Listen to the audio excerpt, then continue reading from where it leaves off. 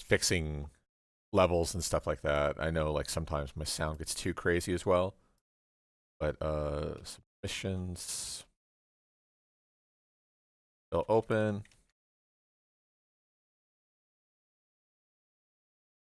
I got to figure out how to put the chat. OBS and Stream Elements Live don't really mesh well together very nicely for YouTube, so I kind of have to Frankenstein windows together, and kind of it is no fun. Let's just say. I also have to be careful what I say. I've been beaten by that before. But yeah, submissions are still open. I'll wait like a couple minutes here. Make sure we're live, stuff like that. Do the normal checklists. Go YouTube app. I'm live. What happened to Ding Li Ren? Good question.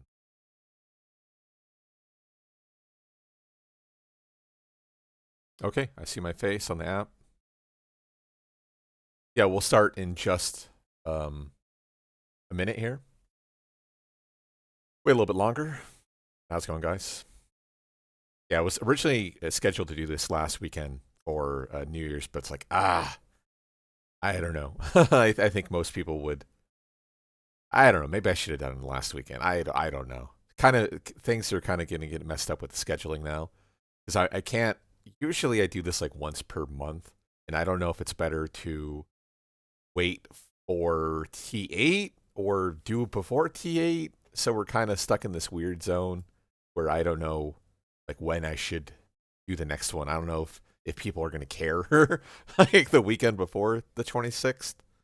Maybe, I don't know. Maybe I'll run a poll. I probably won't.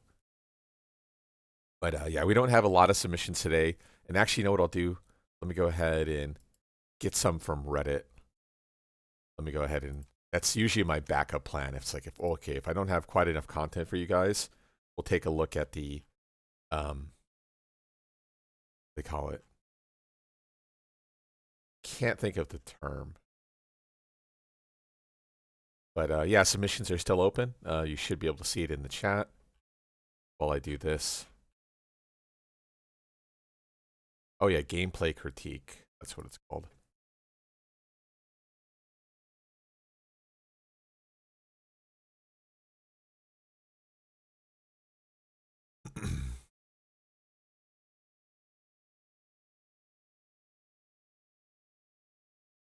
Okay, how can I improve? I'm just kind of going through just general.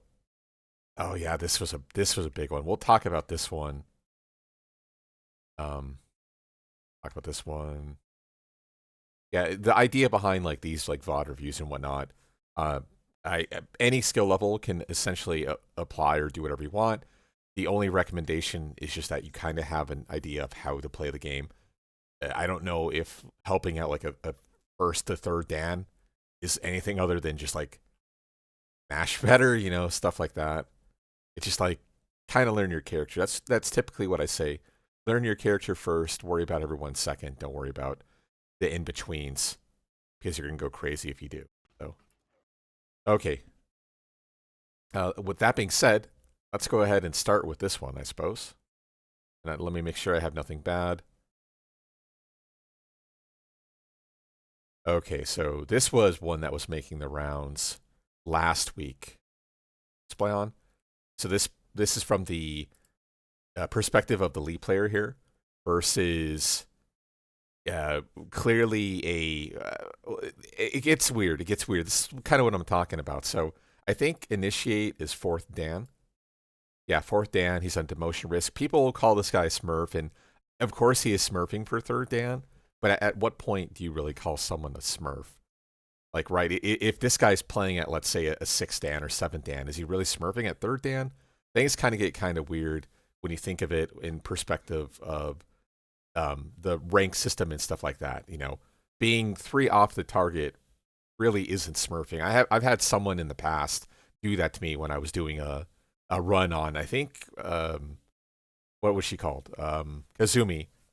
Some guy plugged on me. It's like, bro, you're smurfing. It's like, dude, You're like, you're so close to like, the end rank. At what point is smurfing stop being a smurf? So it's like, come on. But yeah, of course this guy's significantly better. But a lot of mistakes that this Lee player is doing. So 1+2 confirm, nice duck, late on the punish, down 3 option. So the issue with this Lee player here is like he keeps trying to get stuff started with down 3. And while down 3 is like a really good strong attack, I mean, especially in a season 4 world where down 3 on counter hit becomes, a full launcher, you really don't want to be using that as your go-to poke. The nice thing is it's completely invisible, right? But there's an idea right there. Down 3, launch punishable, wall stand 3, launch punishable similarly. So yeah, you can't be using down 3 all the time. The nice thing with down 3 is people tend to forget about it as a thing. But if if your opponent really reads it, you're gonna die because of it. Okay, I guess this has no sound because yeah, my sound is on.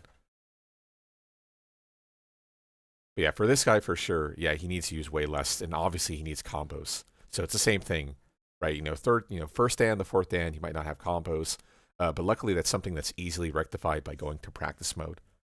The example combos are very, very good for what they do. Ever since season 3, they reworked the combo system for beginners, so it will actually give you combos that are good. It's not going to give you combos that are either really excessively difficult to play with or whatnot. So like that idea was okay. One jab, one check. It's either +1, high crush option, counter hit tool if he goes for a slower option. Down 3 would be a counter hit, or in that case, one jab, +8 to the face. So down 3, same thing. If he mashes anything, the down 3 would be a kill. But you can't be using down 3 like that, in that position, for instance. Like, there's no context for the down 3 to work. In playing from behind, you typically want to use like a big plus frame option rather than, commit to like this big negative or even-ish kind of move. Like down back 3 is really good. Down back 3+4 is a little bit less good because it's a little bit more reactable. I think down back 3+4 is like right on the cusp, 21, 22, something like that. So down 3, yeah, again, using down 3 like for every single situation is just not the idea. Now, with that being said, if your opponent's not punishing it, like for instance, they're 2-1-4, right? If your opponent's not punishing things, like, okay, yeah, go ham, right? But usually you want to stay away from an option like down 3 for that reason. Sorry, I'm trying to make sure. But yeah, for instance, for this guy, yeah, he just needs more down back 3, more down back 3+4. He needs to convert on his positions where he's getting combos. So this is kind of why it's like, hopefully the people who submit stuff are at least a little bit higher level than this, where you can learn more than just the basics of the game. Like, hopefully for most people, I mean, I think in my experience, I don't know what's after like the teal ranks there, but I think most people are like have a pretty good grasp on those, what they should do, combo tools and stuff like that. So I think that's like I said, the good thing with the season 3 and 4 world is that people have learned that. So okay, this one has sound. Okay, quality's not very good. Okay, so we're looking at this from the perspective of the Asuka. Okay, out of the air, down back 1, never's going to connect there. Probably better go for maybe down 4-3 or some sort of 1+2 media reset. Okay, big whiff. Down back 1-2 is okay.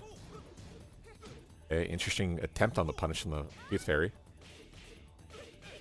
Okay, doing a Tekken 6 combo structure. I do that myself. It's better to take the 4-4-2-3, though, so. Okay, 3 ring. 3 ring is getting buffed in Tekken 8. I can't believe it. Okay, so that's an interesting sequence here. So this is a really important one. So we see... So he ducks the 3 ring, so he was able to escape it, right? Even in Tekken 8, that would work. So he then goes for a Raver spin, down like 4-4. Goes for a down 4-4 reset, so of course the Asuka player had a tech roll here. But then he goes for another down 4-4. So down 4-4 is -15. I don't think down 4-2 with Asuka would reach here, but Asuka could definitely do up 4-2 on 14 to punish that, which would have been a kill because it does a shit ton of damage. Yeah, with rage and less than 41 health essentially, it should have been a kill. A very light punish. Yeah, this is the start of like if there's a mid power crush coming through, like you have to get it through your head, that you just need to punish it with something. And like a stand jab is not enough because Asuka stand jab is non-generic. So like you either should take in the 1-3 or preferably the 2-3 I-12, which would be the better thing.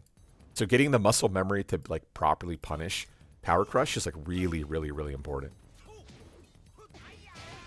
And yeah, you can see what this guy's doing. Yeah, the lay player is doing what you should be doing. This is what I was talking about earlier. And he should be going ham.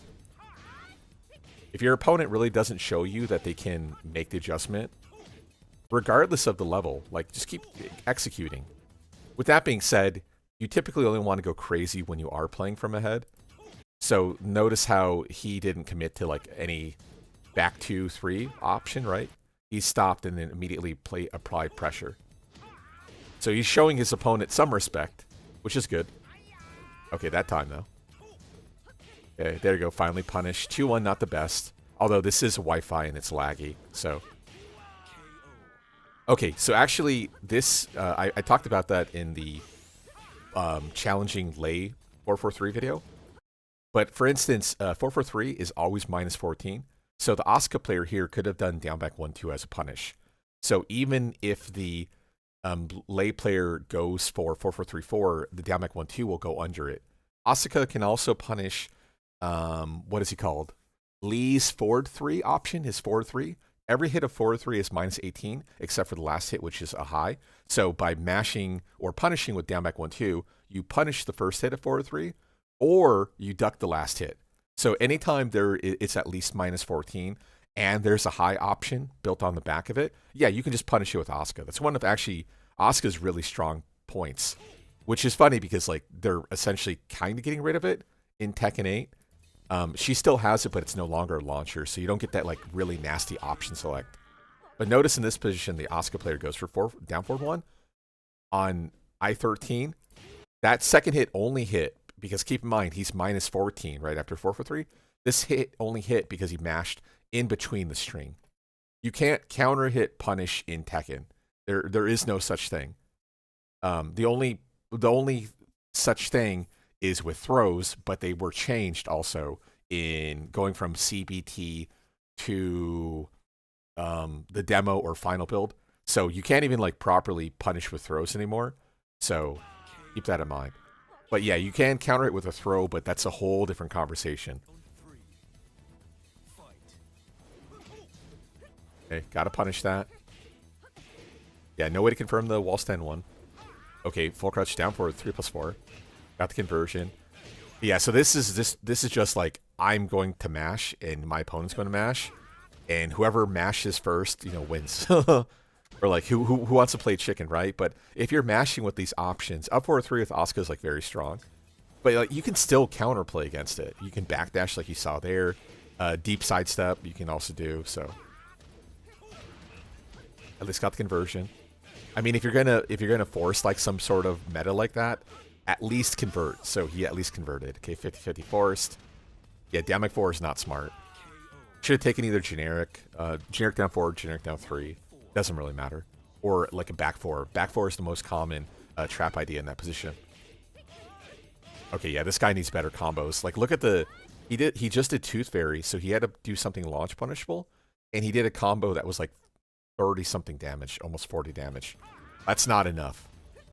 Yeah, I mean, it's super easy, right? 4-2, 4-4-2-3, 1 jab, 2-1-2. And then Ender of your choice. The Ender does miss on a few characters, but still. Okay, here's something of note. Revered spin is a low high. So the second hit is a high. Technically, the Asuka player could have waited for him and wall stand 3 punished, but there also is the possibility that the lay player just doesn't do the final hit. So then you kind of get in this weird positioning. They're running 1. Nice duck. Got to commit to the punish. Yeah, you should especially commit to the punish when you're wall stand 1. His hitting on 14. Right? So you have a faster option. A nice duck. Should low parry that. Yeah, in older games you could just duck it, but in this game you have to low parry it. Okay, getting really greedy with the forward 2s. Okay, good punish. There you go. Good patience that time. Yeah, recognizing your opponent's freaking out. Okay, that was... I don't know. Yeah, so he did forward 1+2. Maybe he thought he had Rage Art, or meter, so he can go for the bound, the Heat Smash, whatever it's called. Fucking Heat Engager thing. What was it called in this game? I can't remember. The Rage Drive. So maybe he thought he had the meter for the 4-4 1+2. That's the only thing I can think of. But yeah, for this guy, for sure, you need better combos. 100%. Like, if you're playing a character who's already not super good, like a lower tier character like Asuka is, you need at least some sort of, yeah, I'm sorry, I've been playing too much 8. Yeah, you need better combos. Like the 2-1 line just isn't good enough. You can at least do like a pseudo Tekken tag 2 structure with like down forward 1-2, 2-1-2, which would do more damage than 2-1 as far as I know. But yeah, you need way better combos than this. Other than that, your patience is good. You understood that your opponent was freaking out and to punish them accordingly. But at the same time, this Asuka player was having issues trying to establish a meta. With that being said, up 4-3 with Asuka is really, really good. It is hard to counterplay, and you have to like hard commit read it. And then if you're hard commit reading, especially in Tekken 7, that leaves you susceptible to options like Sidestep 2, which are safe. But Sidestep 2 in Tekken 8 is not safe. Asuka got nerfed again, which is interesting, but maybe they know something that we don't know. But I don't know. It's kind of weird. Yeah, I think it's a conversation for another day. But for this guy, first of all, trust your instincts, because you made good reads and then you just didn't do the next hit. Now, granted, this is Wi-Fi, but it's only 2 delays, so I don't think your inputs were constantly getting eaten. I'm more inclined to believe it's just hesitation from the Asuka player. And then, yeah, combos. You need better combos. Like, Asuka combo lines aren't difficult at all. You need a better presence on your combo structure. It's, again, like I said, if you, at the bare minimum, do a Tekken Tag 2 structure, which is the down forward 1-2, which I think is better, more damage.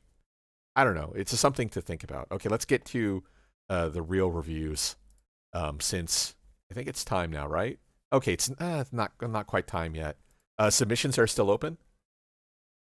Feel free to post. Okay, so this is the Asuka guy again. Let's take a look at Paul Phoenix versus Armor King. Ooh, this is a spicy matchup. And I think we're looking at this from the perspective of the Paul player. Oh, wow, look at the quality. Nice. Okay, let's back up. Okay, forward 2-1 punish. Down 3, nice backdash. Okay, Demo Man, non-JF. Whoa, neutral hop kick. That down forward 3 is a horrible combo. Okay. Panicking, yeah. You're forced to 50-50. The 4-4 neutral 2. I mean, what's the what's to talk about? Okay, you're what okay, well, what the fuck is this? I gave you all that props for that like sick punish, but what is this? Open gambit hop kick? Huh? Now, granted, we don't have any context. Maybe this 3 wins is versus the Armor King player, but open hop kick, probably better to open down forward 2, which would still, in this Paul player's defense, down forward 2 is weak to sidestep right. So like his sidestep right, your SSL, so you would still lose, but still, down forward 2 is a little bit harder to react to than a hop kick where it's like very clear. Oh, I'm jumping in the air, right? Versus down forward 2, which has a little bit more of a muted animation to it. But this guy was ready. He would have got you anyway. It was a go for. Shining black. Yeah, hold back. That's the best thing to do here. Yeah, unlike normal King, the Shining Wizard options are just dog shit for Armor King. A lot of Armor King players will like not really understand what they should do. They'll hit you with a Shining or like a standing Shining, and then they'll freak out and they'll put themselves in a bad position where they just instantly lose because they're playing the wrong character. Oh, wow, I can't believe that one check just beat the Death Sandwich. And then what's interesting, you then go for your own. Sidestep 1. What the fuck? Okay.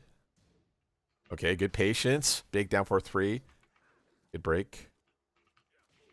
Oh, I don't know about the 4-4-2. Okay, big whiff, but you're too far. Okay, you're putting him to rage. Wait, why would this? I mean, look how man you baited the shit out of this guy. You're not even anywhere close to him. I can understand for like half the distance, but okay. He must have thought you were just gonna pop the trigger on the death fist. Weird. Hey, were you trying to approach with 442 again? Yeah, you were. Don't do that.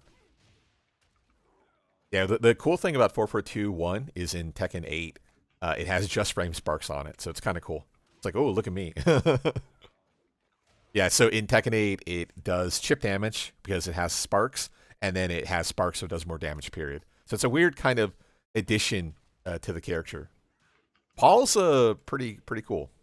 A very interesting character. Okay, big death sandwich. Down 4-3 structure. Yeah, super consistent. Puts you in rage. Wave option. Okay, light punish. Also, after if you're not going to punish properly, you need to take your turn. Like what was the idea behind one jab into back one, right? What was the thinking? Was this one of those situations where it's like, oh, I should have done this, so now I'm going to do this? Like I made a video about this too a few days ago, top right corner, regarding that. But yeah, what's the back one for? Because if you think about it mathematically, so he's +8 after one jab, and then 12 frame, the back one hits on 12. So that's a 4-frame window. That's the perfect number for CS4 to slip through. So there is no real trap here. That back one literally just beats sidestep 2. That's it. Now, granted, maybe Paul, if this AK player was to go airborne, maybe the back one could convert for airborne state. But at the same time, another one jab would do the same thing and literally beat every single thing that Armor King can do. With that being said, okay, +8, one jab on 10. Technically, his parry, maybe his parry doesn't activate on frame 2. I take that back. It probably is a normal one. It can activate on 3. So, okay, never mind. Yeah, you should just take the double jab. Back one, a little bit greedy. Because remember, when there's so many frames, like, going your way, the opponent can't do anything. So, +8 into a 10, there's nothing that they can do. Literally, there's nothing they can do. That's video number 3. I would say the magic word, but... Okay, pedal pump, nice convert. But we've already done quite a few of them.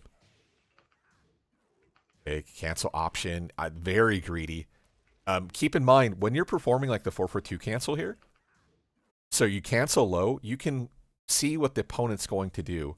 Now, he showed you a 1-check, so why why commit to like a wall stand 3-2 in this position, right? What are you going to net here? You should take something simpler. Okay, back sway or side sway out. Okay, what did you do there? Okay, generic 2 break. Was that another 4-4-2? Oh, there you go, see? No frames. You beat the rage art. Ah, punish! Punish! Punish! Punish! Okay, there you go. What an ugly sequence at the end. God damn. Okay, so you broke the throw. He tries the rage art. You interrupt the rage art. Once again, he has no frames. Big down 2 miss. You probably wanted down 4-2. Okay, no break on the shining. So again, you're here. You're positive here. He does the worst thing he could do, which is forward roll. Then he does a wake up 4, which at that position I believe would be -14. At the bare minimum, it's 12. So you can either back 1-2 or Iron Mountain to punish him. You do the Death Fist and notice how you're like full screen, so you have a complete neutral reset. Now you run in, and now he does down 3 +4 3 or whatever it is, -15. You do 1 jabs, then he does it again, and then finally you do the down 1, which I think hits on 15. So it's weird. You're so often doing these like high options, like back 1 and stuff like that, that you just like completely closed up against it to not do it. So let's go ahead. Yeah, shoulder presence, less 4-4-2 options. 4-4-2 is better placed with like a wall and whatnot. You don't really want to worry about it if there's no walls present, right? You're playing an infinite, so your options that you want to tend to use are going to defer because you're not playing on you are on an infinite stage versus like a walled stage. So I think it's better to play a little bit differently. Also, one thing that was really interesting is you were getting like these big plus frames, and you're getting a conversion, and then you commit and enforce like a 4-4-2 meta again. Like I don't know. That just feels really, really bad. Like it's okay, but it's very online in its like options, right? It's like, oh, am I going to go for the 4-4-2 duck? But at the same time, it's like, okay, well then I'm going to do 4-4-2 cancel to low, but then they can fuzzy it, right, with the low parry timing and stuff like that. So there is really no trap. So then you have to shift to a full crouch meta. But the problem is like, what does Paul have that's full crouch in this game, right? He has nothing. We'll you're probably gonna be right on the cusp, CX, but it'll be fine. I think we'll be still here for at least another hour. But so yeah, you're fine. You're fine. So yeah, there's no full crouch game and no wall stand game. In Tekken 8, Paul does have a wall stand game with wall stand 1-2, which can then transition into sway. And on counter hit, wall stand 1-2 is also plus 15. Although you're stuck in sway, so the options are different. You can't like get a down for 2 launcher. But still, what's the idea here? So that only leaves in Tekken 7 you to use an option like wall stand 3-2, which we had seen, wall stand 4, generic duck jabs or generic down 3, stuff like that. Or the only other proper full crouch option Paul has is full crouch down 4-2, which then against Armor King and Kings in general is devalued simply because they can punish it. So I don't know. I don't think you're approaching this correctly by forcing this option here. You have such a clean lead on him. Why would you put yourself in a position where if he just randomly hop kicks, you just die, right? There really is no benefit here. And then you go all in with a wall stand 3-2. A little bit, I don't know. And then you got hit by the infinite 2-1, which is I think +7 or +8. And again, +2 hits on 10, you're +7. That's video number 3. I'll top right corner that one in case we haven't done it yet. So this is an infinite. You have to block it. There's nothing you can do. You have to block that. Now, granted, now he goes down forward 1 and then side sway wins. But if he was to do 2-1 again, the 2-1 would just beat your side sway because there's no frames for your side sway to win. And you can't reverse it because reversals take 3 frames to activate. So you're forced to hold that. You can't duck jab, you can't side sway, can't power crush, can't rage art, can't crush them. Yeah, you just have to hold that. So then you get into a position, right? You get clipped. You get there. Now you're stuck in a scramble, and you slowly rot away. Of course, he did the worst thing possible, gave up the game instantly, but you weren't ready to punish it because you're so entrenched to go for like the rage drive here. It's like you only can think about rage drive. So when you're hammer, everything looks like a nail, right? Sort of thing. Got to break that mindset. Definitely got to break that mindset. Apart from that, I think this guy's combos are fine. He definitely needs to work on punishment. And he also needs to stop forcing bad metas. I think forcing bad metas is a really, really bad idea in general. You get stuck into this position where everything is a nail when you're a hammer. That you're like, force it. But the just general idea, is just so poor that it's never going to work. Either there's some like really glaring mistake in your like mentality when it comes to applying pressure, or there's a way to escape the trap. This and that. I got to be careful. But yeah, that Paul player almost threw the game. He had a clean like 70% life lead. He was coasting, and then he's like, you know what? I'm gonna self-destruct, and then I'm not gonna punish anything. So gotta get out of that mindset. Okay, so we're from the perspective of def awaits. Oi, what the fuck? Who opened QC? Come on. Okay, so plus frames. For some reason, this guy does forward 2. Huh? Why would this guy do forward 2? Okay, so QCF1 +1. Forward 2, I think hits on 12 or 13. You one jab out. Mathematically makes sense. And then his idea is he's going to then use a neutral QCF 3-2 after -8. Maybe you want a QCF 30 +4? No, but he hit the 2. I don't know. I don't understand. Okay, 4-4-3 is punishable. Okay, you got the conversion. Okay, we're going cross wall. Okay, wall's not the best. 4-4-2. Okay, I think you can do better. I think up 4-3 +4 works on the stage. Unless 4-4-2 does more damage. I don't know for a fact. Okay, full shotgun. He doesn't punish you. One thing of note.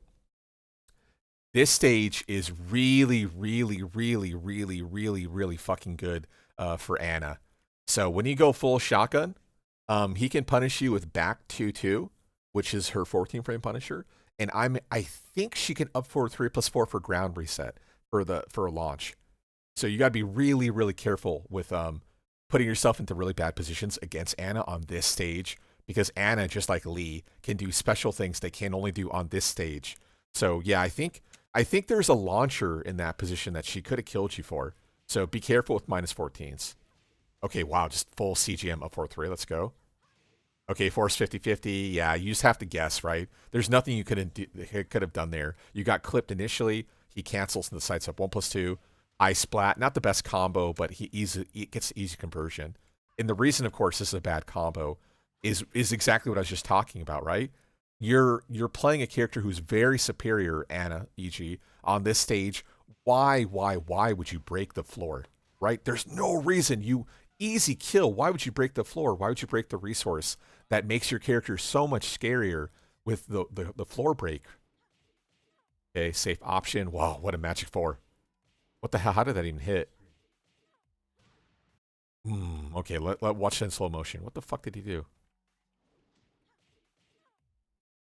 Okay, sidestep. Oh, sidestep 1+2? Okay, that's a weird decision. Yeah, I don't understand it. Okay, you're missing out on damage, right? You don't have to floor break immediately. You could easily running 2-1 here. Now, granted, maybe you wanted running 2-1, and then you just fat fingered 4-4-2. Okay, interesting. Okay, no duck. That's a high. Oh, very light punish. You baited him out. Like, you need to commit to the punish here. Like, you easily baited this shit out, but you went for a 1 jab, which makes no sense, right? So you didn't try TPing, you didn't try hop kicking, you didn't try anything. To be honest, at the bare minimum, at least 4-forward 1-4. Like, go for the party crash, right? You might get him airborne and get a launch at least, or you get plus frames, but obviously you want a twin piston, down 4-2-1 or up 4-4-3. And again, QCF 3-2, what is this guy doing?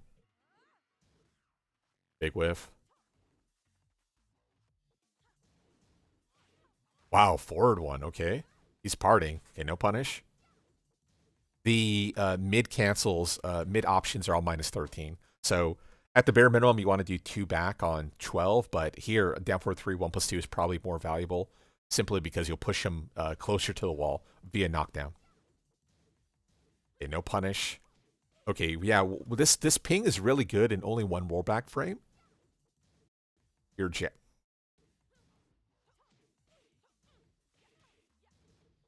Okay, you got to get off that wall. Get off that wall. Yeah, you need to get off the wall. And especially because he applies pressure with down forward 4. If you were just trying to get off the wall via backdash or sidestep left, you would have escaped this anyway. So down forward 4 was probably one of the worst things he could have done. And this is something that people don't tend to really understand, is when you're basically mashing or applying pressure at like frame 0, like via buffers, your character is going to keep going the same direction. So that's one of the issues with non-counter stepping, non-staggering offense, is you're pushing yourself forward, right? Linear forward constantly. So all these jabs, he's hitting these on 0. These are all 0 attacks. So when he performs like down 4-4, same thing after the stand 4 option. Notice how he's pushing himself completely linearly into the wall, but he's advancing linearly too. So everything is going forward. And like I said, if you just backdashed, if you sidestep, this down forward 4 would still be aligned for you at this position on the wall. So this was a horrible decision. I mean, you closed up, so, I mean, what can you do? That's actually one of the nice things about Tekken in general, right? A lot of problems are just solved by movement. How do I beat this? Movement. How do I beat this guy? Movement, right? It's so important. Now, granted, in Tekken 7 versus like Tekken 8, sidestepping is a little bit diminished, or very diminished, I should say. But still, you gotta get off that wall. You got it. Same thing. I made the video with I Spam versus Sephi Black. You got to get off the wall. Got to get off the wall, guys.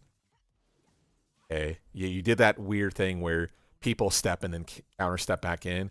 Had you committed, you would have evaded the incoming 4-for-3, but then you stepped back or waited for him. If you're going to step, you should commit. HE clef option. Oh, interesting. The stand 3 was actually the right punish, too. I think that hits on 14. He was a little bit late. Yeah, he didn't commit to it, but that was the right punish. Okay, not the best combo. He's kind of freaking out. I don't know why. Oh, nice running one. See him try to parry it too. Okay, wall's really good.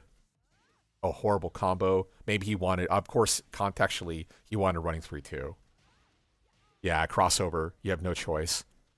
Usually, for shoulders and whatnot, you're in a good position where the after the shoulder occurs, like you recover quicker. But for Anna, it's not nearly as good. You know, back turn, down forward, stuff like that. Really eat you alive. Oh wow, back to it. Okay. Okay. He's really, really forcing the 4-4-3s. Oh yeah, same thing. Movement. Movement is all you need. Backdashing or challenge. 1 to 2. Okay, running 2-1. Okay, good. 4-4-2. Oh, dunk. Does that work? Okay, cool. Wall stand 3. Yeah, too far. Oh, an arrow pressure. Oh, high options. Sidestep 3 is a little bit late though. Okay, nice duck. Should be a kill. Okay, nice challenge. Yeah, the QCF4 option is not safe. Oh, no. That's a horrible combo.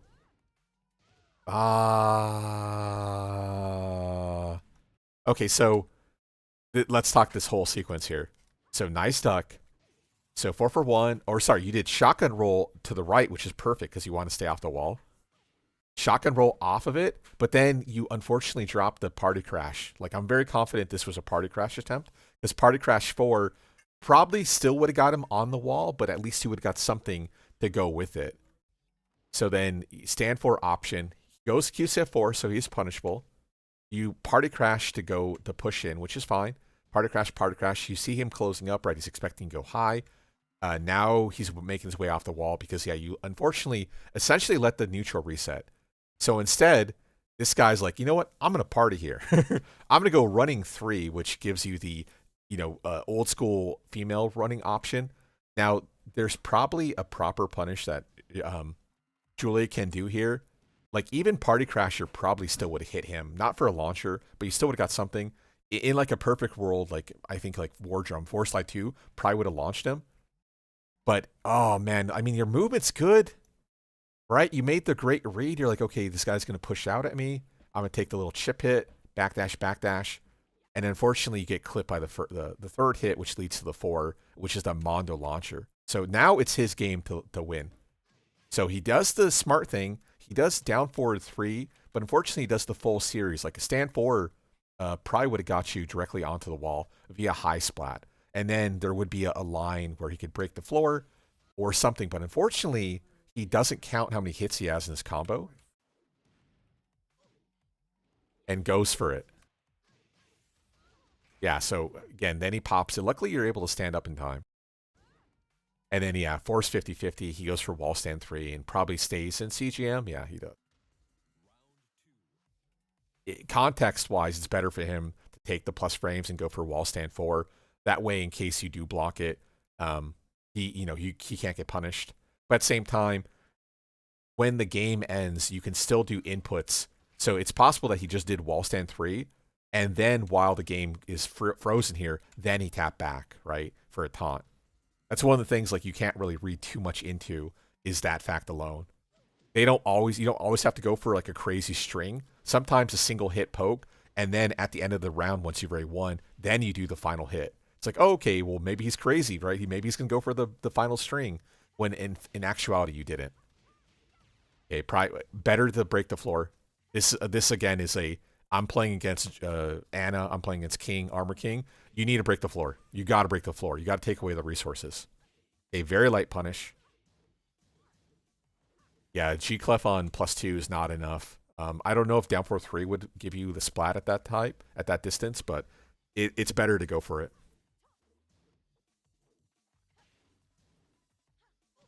Oh my god, so scary. Flip over. Interesting War Drum. I don't know if the Force Slide 2 would be a kill there. It would have been close. I was thinking more like a shotgun roll idea or something like that. Okay, no punish. That's always a high. The timing on the QCF3 or down forward threes, yeah, it's going to be a high follow-up. Oh, nice conversion. But still, this guy's doing way too many QCF3 twos. You got to punish it. The nice thing for Ana is that it's hit confirmable, but still, like, you can't let him get away with that shit. So he's doing like a pseudo-confirming timing where he's doing the QCF3 too. It's like, oh, I can confirm it if it hits, but I'm just doing it regardless. At the same time, okay, maybe it's just him doing a trap. But also, because the animation's so obvious, you aren't going to just like, what's the word I'm looking for? You're going to just duck it, right, properly. Once you see the two, then you duck it. You don't just duck it willy-nilly sort of thing. It's slow enough that you can definitely see it. And then, yeah, the beautiful CGM forward one, I think it is. Either one or forward one. Okay, frame trap. Down 3-2. I like the down for 3-2. Okay. Option. Okay, you got the punish there. I think that's exactly minus 13. It's probably better to take knockdown. The nice thing with you going for the 2-1, of course, is you're getting position change. So that's, I guess, advantageous there. Oh, then you get the war drum too. Okay, my bad. You got me. Oh, CGM3. It's at least 12. That's some online shit. Yeah, I mean, he should not be parrying there at all. That's horrible tactic. You don't want to make yourself more punishable by going for something, because like I talked about, reversals take 3 frames, right? So you're at least minus 12. I think that's minus 13 CGM3. So he's reversing.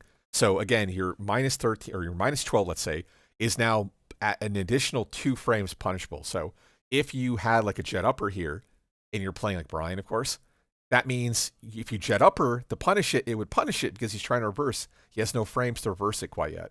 So you don't want to make yourself more punishable. It's one of the reasons why you don't always want to just flinch duck when you do something safe just for a read. You don't want to do it every single time because eventually you will die for it. Regardless of the skill level, you trust me, it will happen. You will die. It will happen. Let's go ahead and jump ahead. Don't just duck. Don't duck and go for traps every single time.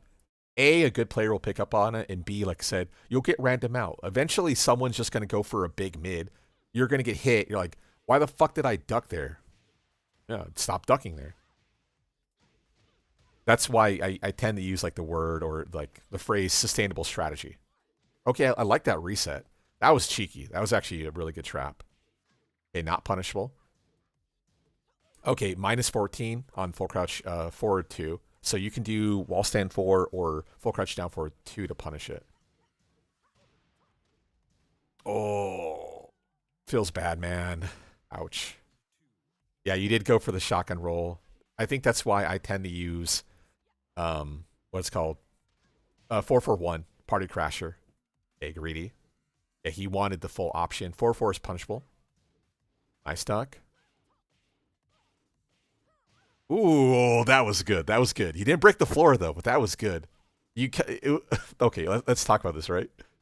So, okay, so you shotgun roll, then you do shotgun, and then shotgun roll back into the correct correct way to get off of the wall. That was hella good. Now, granted, the ender was trash, but hey, you can improve on that. Okay. Mid option minus 13. Yeah, that.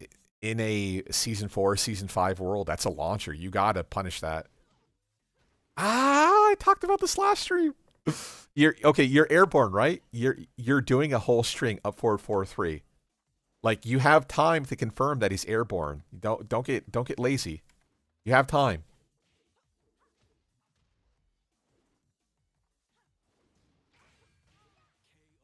Yeah, it would have been better to rage art. Because at least he can't, you have armor when you attack. Oh, he's just disrespectful now. I respect this play. Oh, he had time to threaten a down back 4? Huh? Safe option, G-Clef out, light punish, like I talked about. Gotta punish that. Notice how he's playing to your weaknesses now, and you're not making adjustment. Oh no. Sidestep. Down 3-3. Yeah, force 50-50. You got to hold that. Okay, we'll call it there. So for sure, because we have like 3 videos from Def, but you got to, yeah,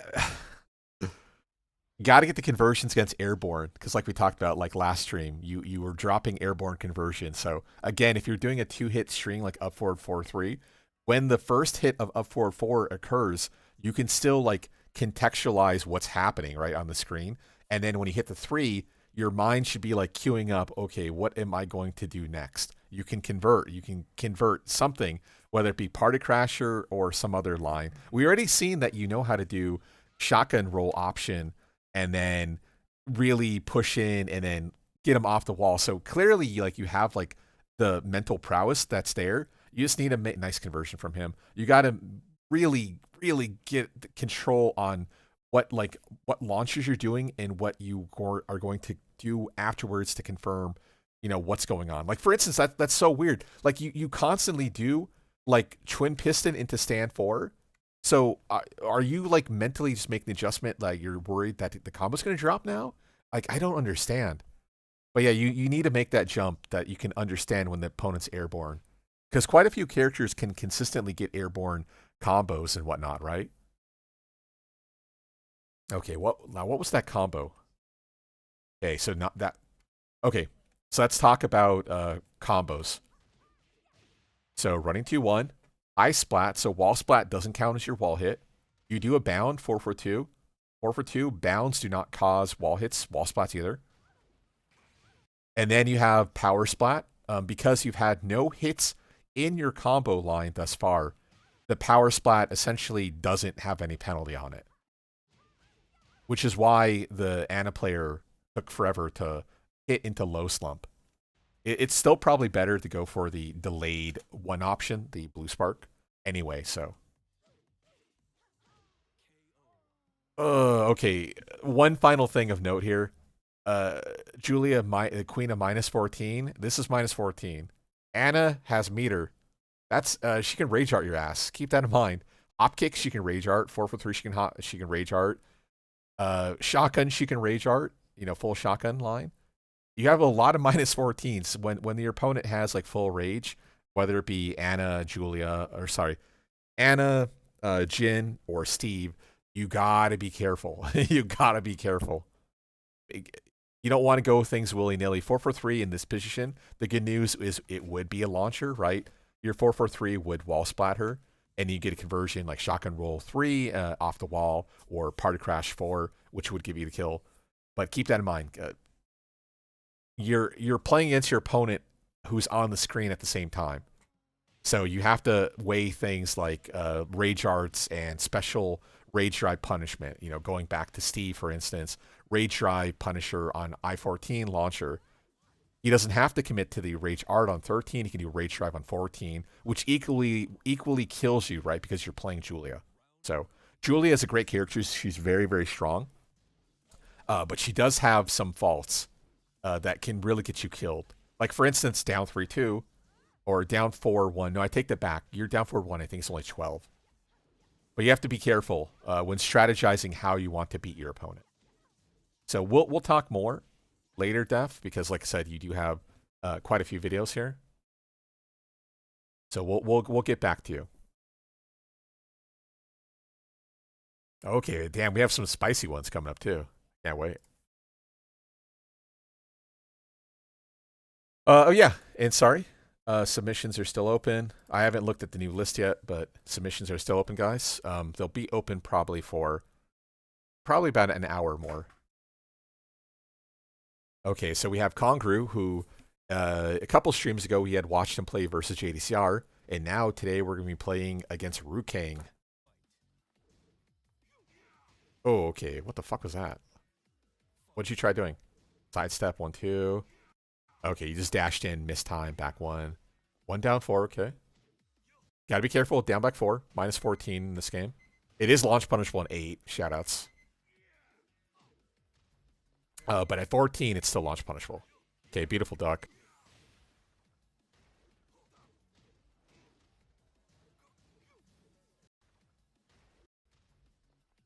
But yeah, great read from Ruking. Interesting he goes for back 4-4 immediately. Okay, a little bit late on the punish. Oh, nice. What a read on down back 1-3. That's crazy. I mean, the nice thing here by him ducking down back 1-3, right, he's not mashing his punish. So he's confirming your whiff on the down back 1-3. So he, Ruking understands he has like an 80% life lead in this position where he doesn't have to necessarily flinch duck and get a max punish against down back 1-3.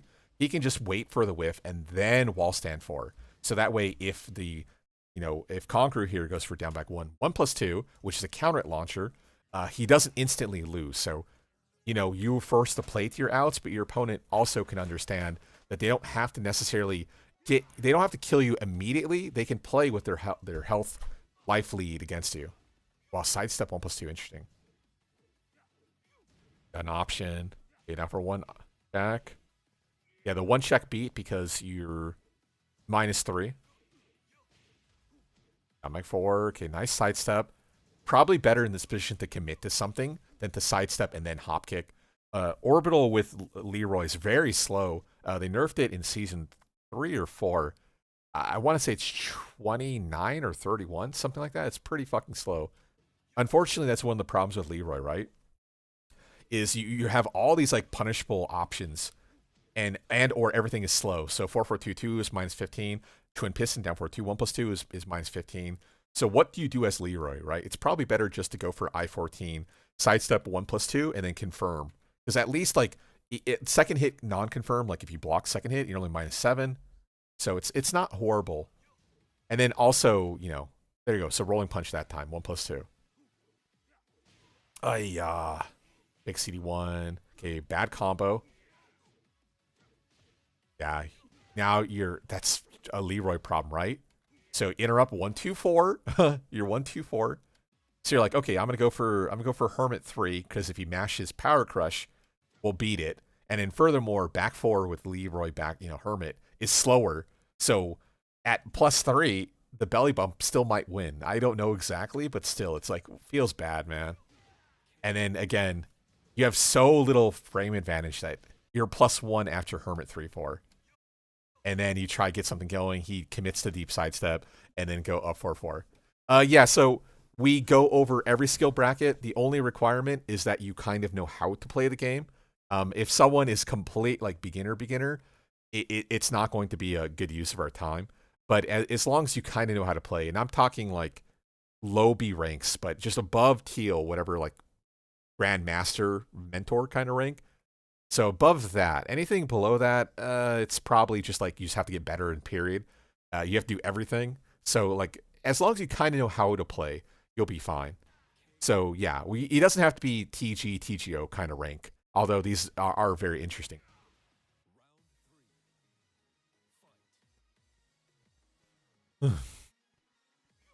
Okay, big whiff. 1-2-4 is okay. There you go. Belly bump out. Now, did you go for Hermit 3? Yeah. Oh, no, you went for Hermit back 1 counter option. Power Crush through is smart. Like I talked about, Belly Bump might still be faster than Hermit back 4. So, right, where's the risk? You get punish. Yellow, yeah, you'll be fine. We'll take it for sure.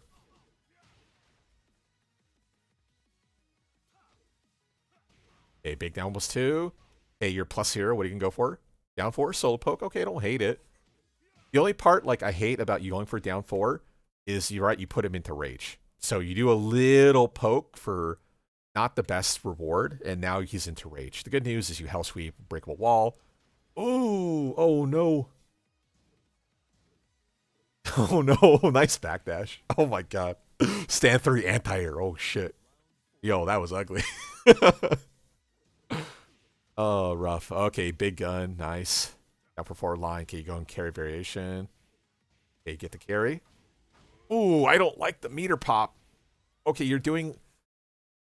Okay, at least you got a little tail end damage there. I don't like the meter pop because... What was it here, like here? Unscaled. Ooh, okay, so the good news, bad news, right? The good news is that you can confirm this is safe. Safe-ish. I think if you text rolls, you can actually still escape it, though. But yeah, I mean, you're not doing very much damage to they spend the resource. The nice thing is you get the tail end 4/4/1+2 there. That's what saved your ass. That alone is what saved your ass. Just to gain the little tail end 4/4/1+2. If it wasn't for that, this would have been a horrible decision. But look at that. All of a sudden you went from okay, a little bit better combo to okay, now like a really good combo. I like that. You're +1 after Hermit 1/4. Hermit 3/4. So if he goes for stand 4, down 4/1 will trade a positive essentially. Okay, light punish. Big hell sweep. Okay. So actually, we need to talk about that, congregation. I'll probably run a poll how you guys want to do this going forward. So we'll probably still do VOD reviews for T7 for sure. But I don't know if we should do one more VOD review before Tekken 8 comes out, or wait until Tekken 8 comes out and then do a VOD review. I'll probably run a poll later today. What introduced me to Tekken was that Soul Calibur 3 was bad. Bad. Because yeah, my first like competitive fighting game-ish would have been like Soul Calibur 2. And then when Soul Calibur 3 came out, it was really, really bad, especially for being a non-arcade release. And then it would cause games, memory cards to corrupt at the time. And then it was just not a good game in general. So myself and essentially Eris, which is where I met Eris, was on the Soul Calibur forums back in the day, the 8-way run sort of stuff. Yeah, it was a bad game. So it's like, okay, everyone's moving over to Tekken. Let's move over to Tekken. So that's where I moved over. And Tekken DR was essentially my first game. So I had played it before as a little kid, like, little noob. But Tekken 5 was where I started learning it, and 6 was my first competitive one. Damic 3, I think only -12. Oh, nice duck. Oh, parry through. Plus frames. Ooh, okay, that's the bad one. So right, you're hitting him with down 3-2. So you're like +7, down 3-2 lockdown. Now you're doing down 3-2, which I think is +10. It's either +8 or +10. So now you can afford to pop the meter. You can go all in. You can go for Hermit 4, 1+2. Right, he doesn't have a 15 frame or 14 frame launcher. Hermit back 4 would still win that position. And then the other nice thing is if he goes for op kick, right? Let's say he goes for up 4-4 to challenge your Hermit options. Up 4-4 is a high. So if you commit Hermit back 4 and he goes up 4-4 anyway, he misses you and neither of you hit each other. So it's not the worst thing. And no, I'm not a TGO. I am a Tekken God scrub, but I also have 530,000 prowess. I got my purple name like 2 years ago, and I'm like, I don't want anything else other than my purple name. That was it. I got my purple name, and I'm happy. Yeah, in Tekken 8 will definitely more grind, but it's like one of those like American connections, and just like the fact that you are really kind of forced to deathmatch. Like, I'd rather kind of learn the game overall. But like I said, I got my purple name like over 2 years ago, and I'm done. I got my purple. That's all I wanted. And I stopped playing ranked. If I was to go back to ranked, I would probably play Fang or something like that. I would tier horde up and have fun.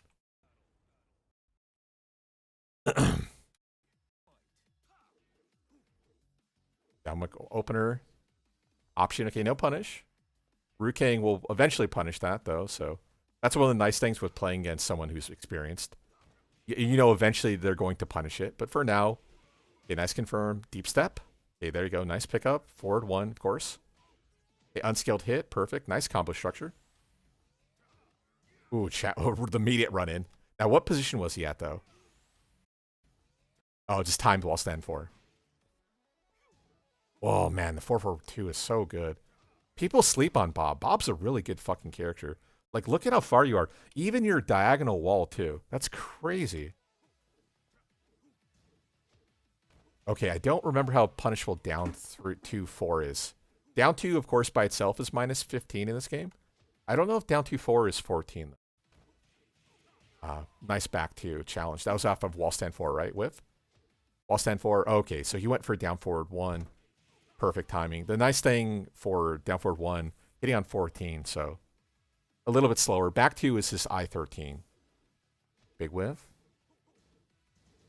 Rolling out. Okay, safe on block.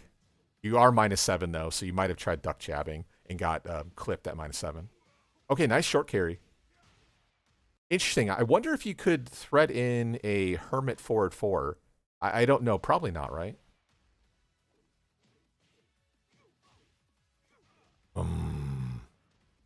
Yeah, that's one of those. You're only +1, and he did the smarter panic option with sidestep 1+2, and then you tried counter stepping. You made it okay read. Okay, no punish.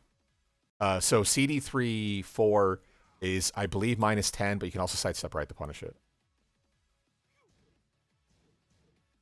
Okay, punish there. Yeah, only -11 this game. Ooh, okay, you're still like time stepping right after the Hermit 3-4. Yeah, luckily Ruking kind of closed up. I wonder if you went sidestep 1+2 again, you would have got it. Who am I planning on using on T8? I want to give Victor a shot. I don't know how good Victor is going to be. But of course, at first I'll just play Dragunov. Okay, big gun. Okay, nice combo. There you go, high slump, unscaled hit. Safe option. Okay, nice challenge. Oh, okay, a little bit greedy, You know what's funny is like you use a lot of 4-4 1+2, but like in that position, the 4-4 1+2 is a brilliant idea, right? So you canceled stance. Like 4-4 1+2 would do work here. It's completely safe on block in this game. In Tekken 8, it's a power crush, so it's a little bit less valuable, but still. Down 3-2 was really greedy. Really, really greedy. Oh my god, what a combo. Hey, you're not dead. We are not happy. Oh, no duck. Scary. Okay, nice. Good patience. I like the F4-3. Down 3-2, lockdown. Oh, that was sick. That was sick. Oh my god, what a sequence. So you good patience. Like you waited for him to get to the wall before initiating the rage drive. So that was smart, right? Wall push plus frames. Up forward 3, hard read safe, wall splat option, and faster than up forward 4. So up forward 3 are typically like 18 in this game. So pretty fast, safe. He does solo down forward 1 check, and down 3-2 is just perfectly enough to line to get him locked down. So then you go Hermit 4, which does put you back in stance, but he's not going to mash out, right? Because he's so low on health. And then you do Hermit back 4. Wow, that was a good sequence. Victor, Reina, Azucena. I hate Azucena. Azucena is going to be a menace, man.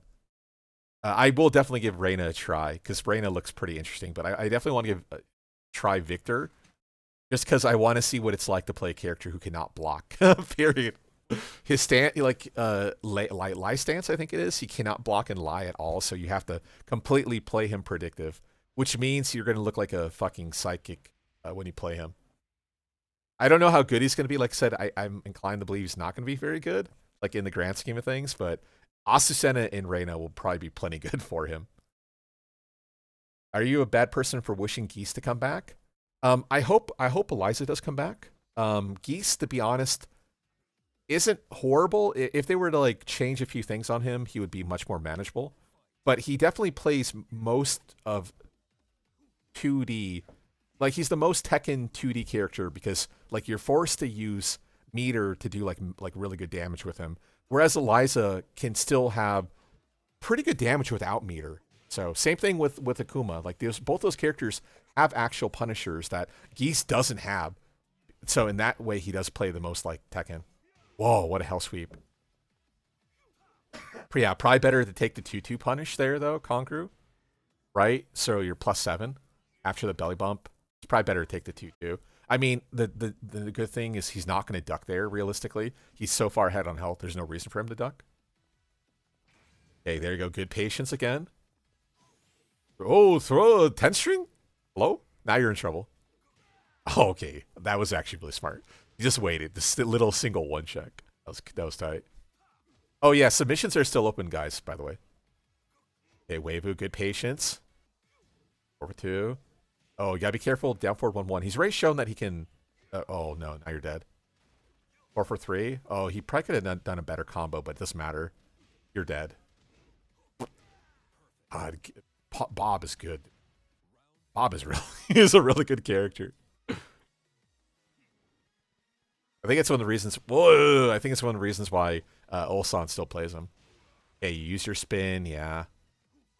Back 4. I mean, I don't hate it, but you definitely could have done up 4 3 plus 4. 4 4 CD1 down 4 1 down 2 3 back 3. Wall stand 3. Okay, very back and forth now. Okay, you want to reset? Okay, lockdown. Wow, interesting. The dash up hermit back one was sick.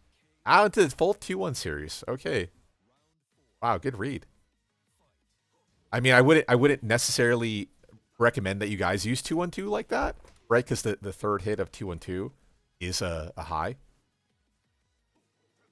But he didn't duck it, right? He didn't duck it, so that's all that matters.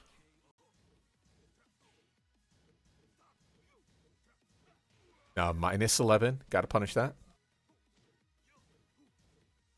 Yeah, I like the back 4. Okay, 4 for 2, down back 1 plus 2. I don't hate it. Bob really doesn't have any, like, elbow or knee game, right? So, not the worst trap.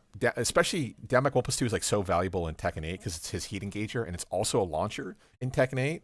So, like, oftentimes when you're going to be playing against Leroy in Tekken 8, it's going to be, like, you know, keep sidestepping to escape the parry options, Sabaki, so on and so forth. And then furthermore, yeah, you need... or elbows, knees. He can't parry that. That's just a pure kick and punch parry. It doesn't beat elbows, headbutts, knees, stuff like that. The good news, once again, though, you're playing against Bob, so he doesn't have that apart from, like, belly bump. And his knees otherwise come out as, like, second hits, so you don't have to worry about that. And I think even down forward 1 is also... Oh, wow, look at the range. Down forward 1 is all... Well, nice parry. Down forward 1 is also a punch until the second hit, in which case it's an elbow. Okay, so one thing of note, that's not a thing, by the way. That's not real. So you can't duck jab and you can't power crush through, and the Sabaki comes out slower. So if he was to go for, I believe, I'm pretty confident. Maybe the more I think about it, maybe not. But yeah, I don't think Sabaki works here, as how his is slower than the other ones. Although maybe I'm wrong. I'm inclined to believe that roll 1 would still beat the up forward 1 Sabaki there. Although I'd have to lab it. Check out big gun. Wall's great. Okay, long carry variation. You should do it full push, yeah. Okay, 10 string. This is a general Tekken thing, guys. Anytime you see a left leg, the second hit's either going to be a high or a low. There is no mix-up here. There's no mix-up at all. So keep that in mind. Regardless of the character, it's always going to be a high or a low, the next hit, if it's a left leg. There are exceptions, because like Tekken's full of exceptions, of course. But keep that in mind.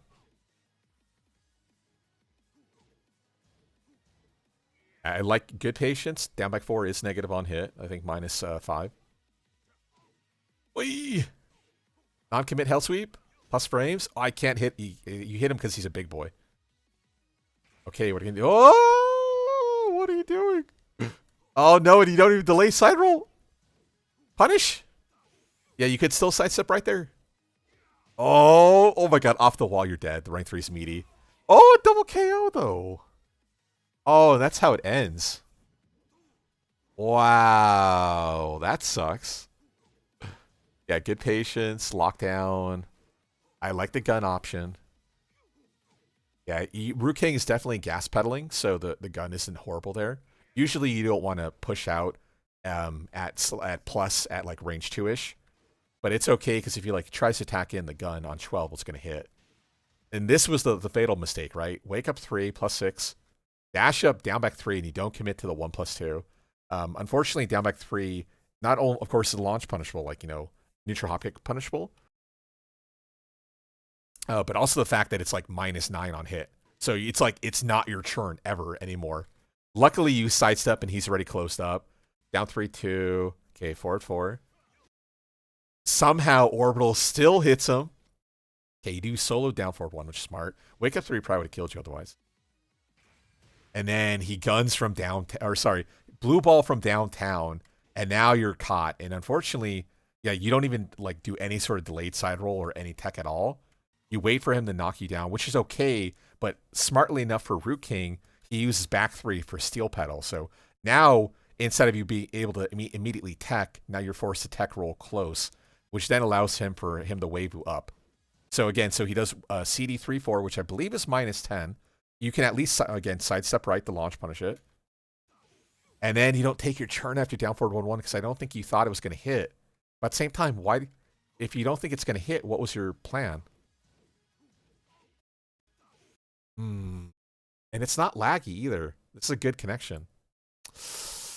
Oh, okay. Weivu, Hell Sweep, and luckily you don't get hit by the wall. The wall would have killed you.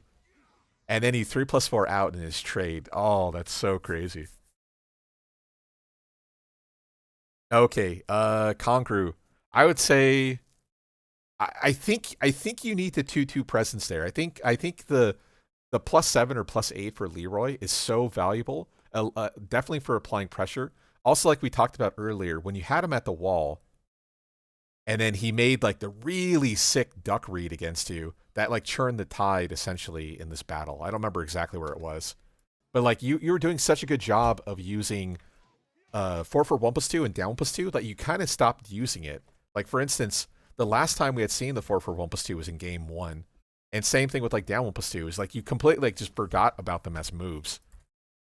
I mean, I do the same thing. I can't necessarily fault you for that, but when you have such a massive lead, you don't always have to take the huge and inherent risk that like a down 3-2 presents, right? Like you had him at the wall and it was yours to take, and then you just want to sneak out that extra down 3-2 in there to kind of get things going. So, oh yeah, I don't know.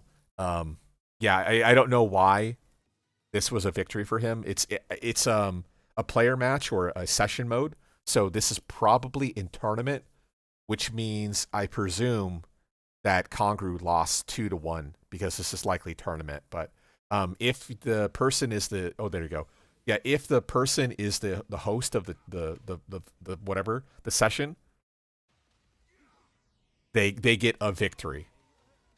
So it's different than it is in like player match where you get a proper draw. But in a session mode like this, the owner of the channel or whatever you want to call it is the one who gets the W. Now again, this is like tournament rules are completely different. If it's like a proper draw, it probably goes to a reset, maybe depending on tournament, but same thing. If you go into a tournament or enter into a tournament, make sure you read the rules to understand what's the actual rule set. But yeah, that's just the game saying Ru Kang was the head of the session, so he took the W on the draw. So you don't take it personally. It's just a dumb robot at the end of the day. Yeah. But yeah. Congrue, definitely don't forget, like you were doing such a good job with 4 for 1+2 and down 1+2. Just don't forget about them as options. Apart from that, is there anything else that was like really glaringly bad? I would say, damn, I wanted to say work on like just a general Hermit meta, but at the same time, you did a pretty good job with it. Hermit 4 into Hermit back 4, threading the needle against this one jab. Yeah, I would say don't be afraid of using Hermit 4 1+2, especially against characters who can't launch punish it. The good news for Bob is down 1+2 on I-14 is actually a pretty good punisher, so it's not the worst thing. But still, don't be afraid of using it. Don't be afraid. Eventually, right, you're going to get a good read, and especially in Tekken 8, where Hermit 4 1+2 is also a spin launcher, if they go airborne, it's going to net you much better situations in Tekken 8. So I would say get into the mindset of using it if they can't punish it. Apart from that, yeah, a little bit of just like general knowledge, like CD 3-4, you didn't punish a single one, or even sidestep, and stuff like that. And then, yeah, I'd have to take a look if the roll 1 beats up forward 1. I'm inclined to believe it does, but I don't know for a fact. I can tell you roll 2 probably loses up forward 1 because it's slower, but roll 1, I don't think so. But I'd have to look into it. Okay, let's see. Actually, you know what? Let's go to this one because this is also a Leroy. but we're looking at it from the other perspective. So another Def Awaits video. Playing Ganryu, obviously we're in ranked. And from the stats, it looks like we've been playing this guy for 3 or 4 games now. One of the two. Definitely no more than 4. Some water. Okay, I see you're using overlay too.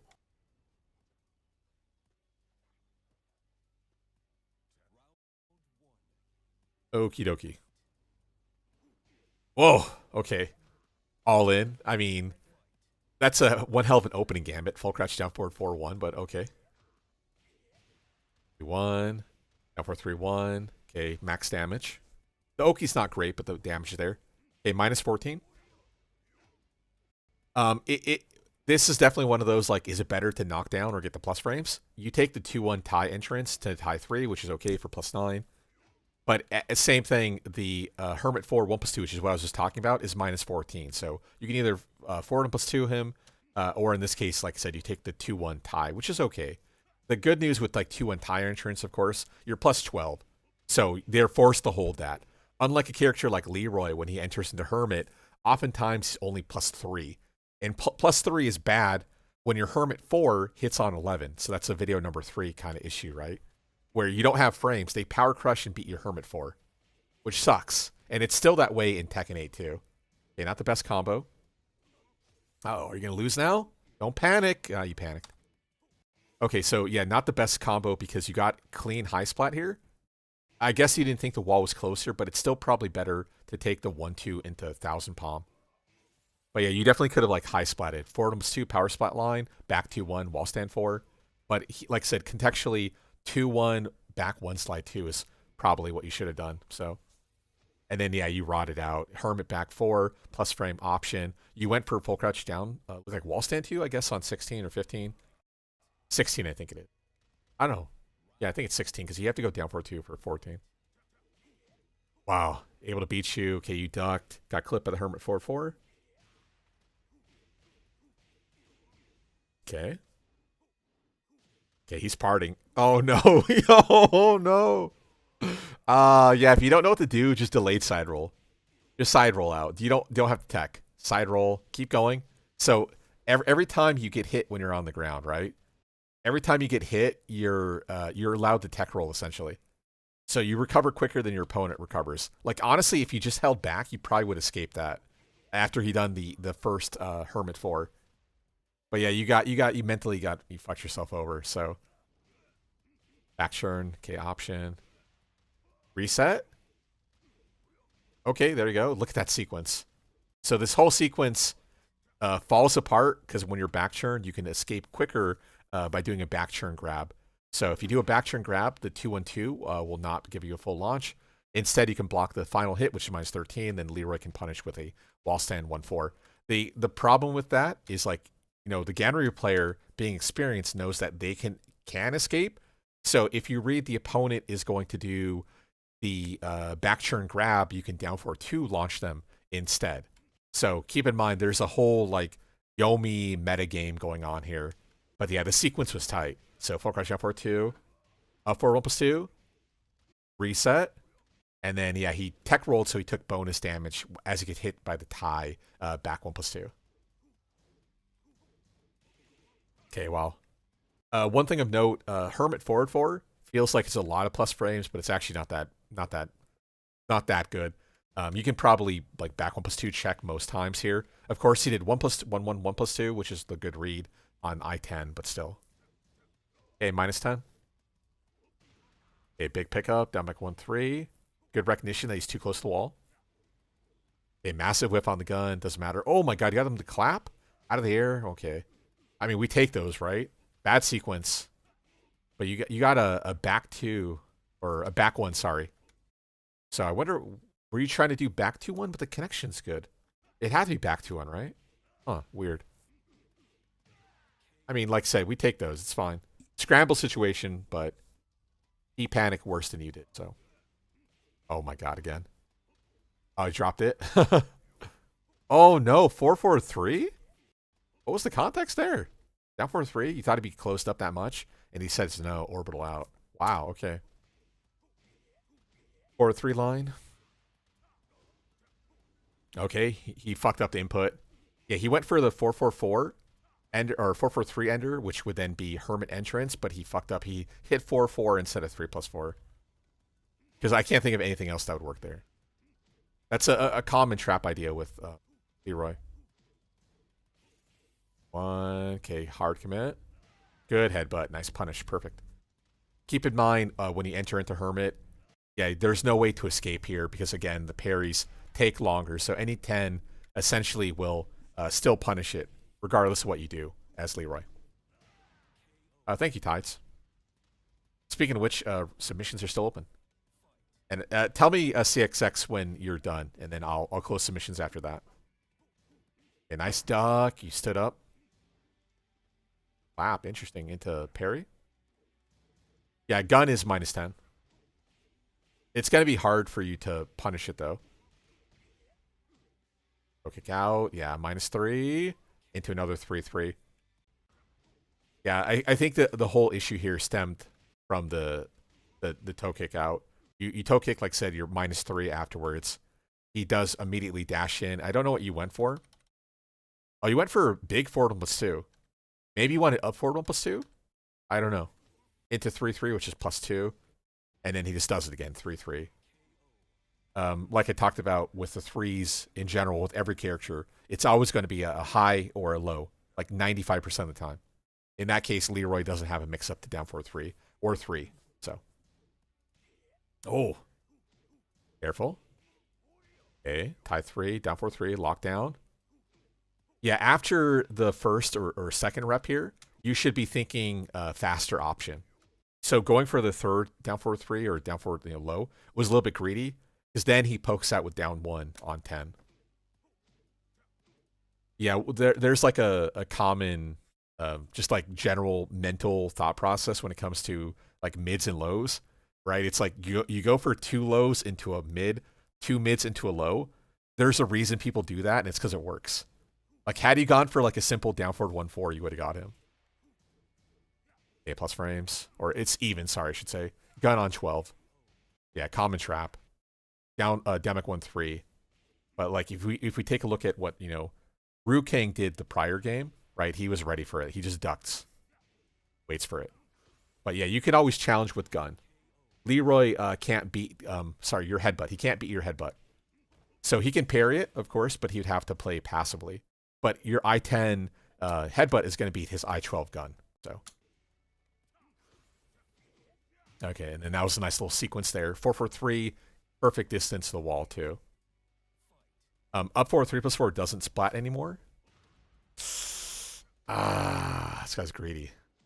Out of the air, nice. Well, was almost nice conversion. I-12, or sorry, -14.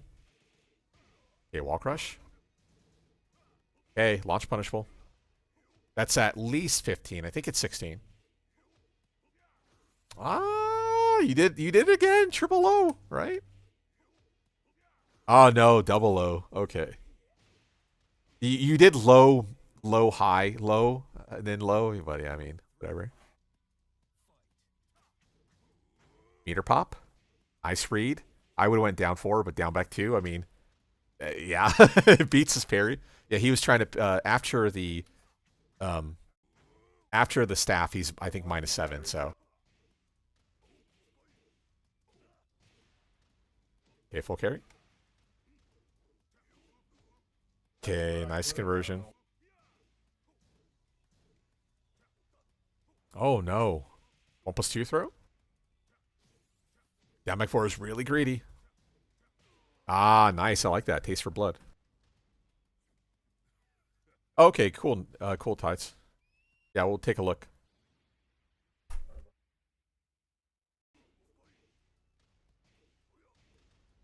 Okay, tie back 1+2. Wow, what a 4-4-2. Plus frames.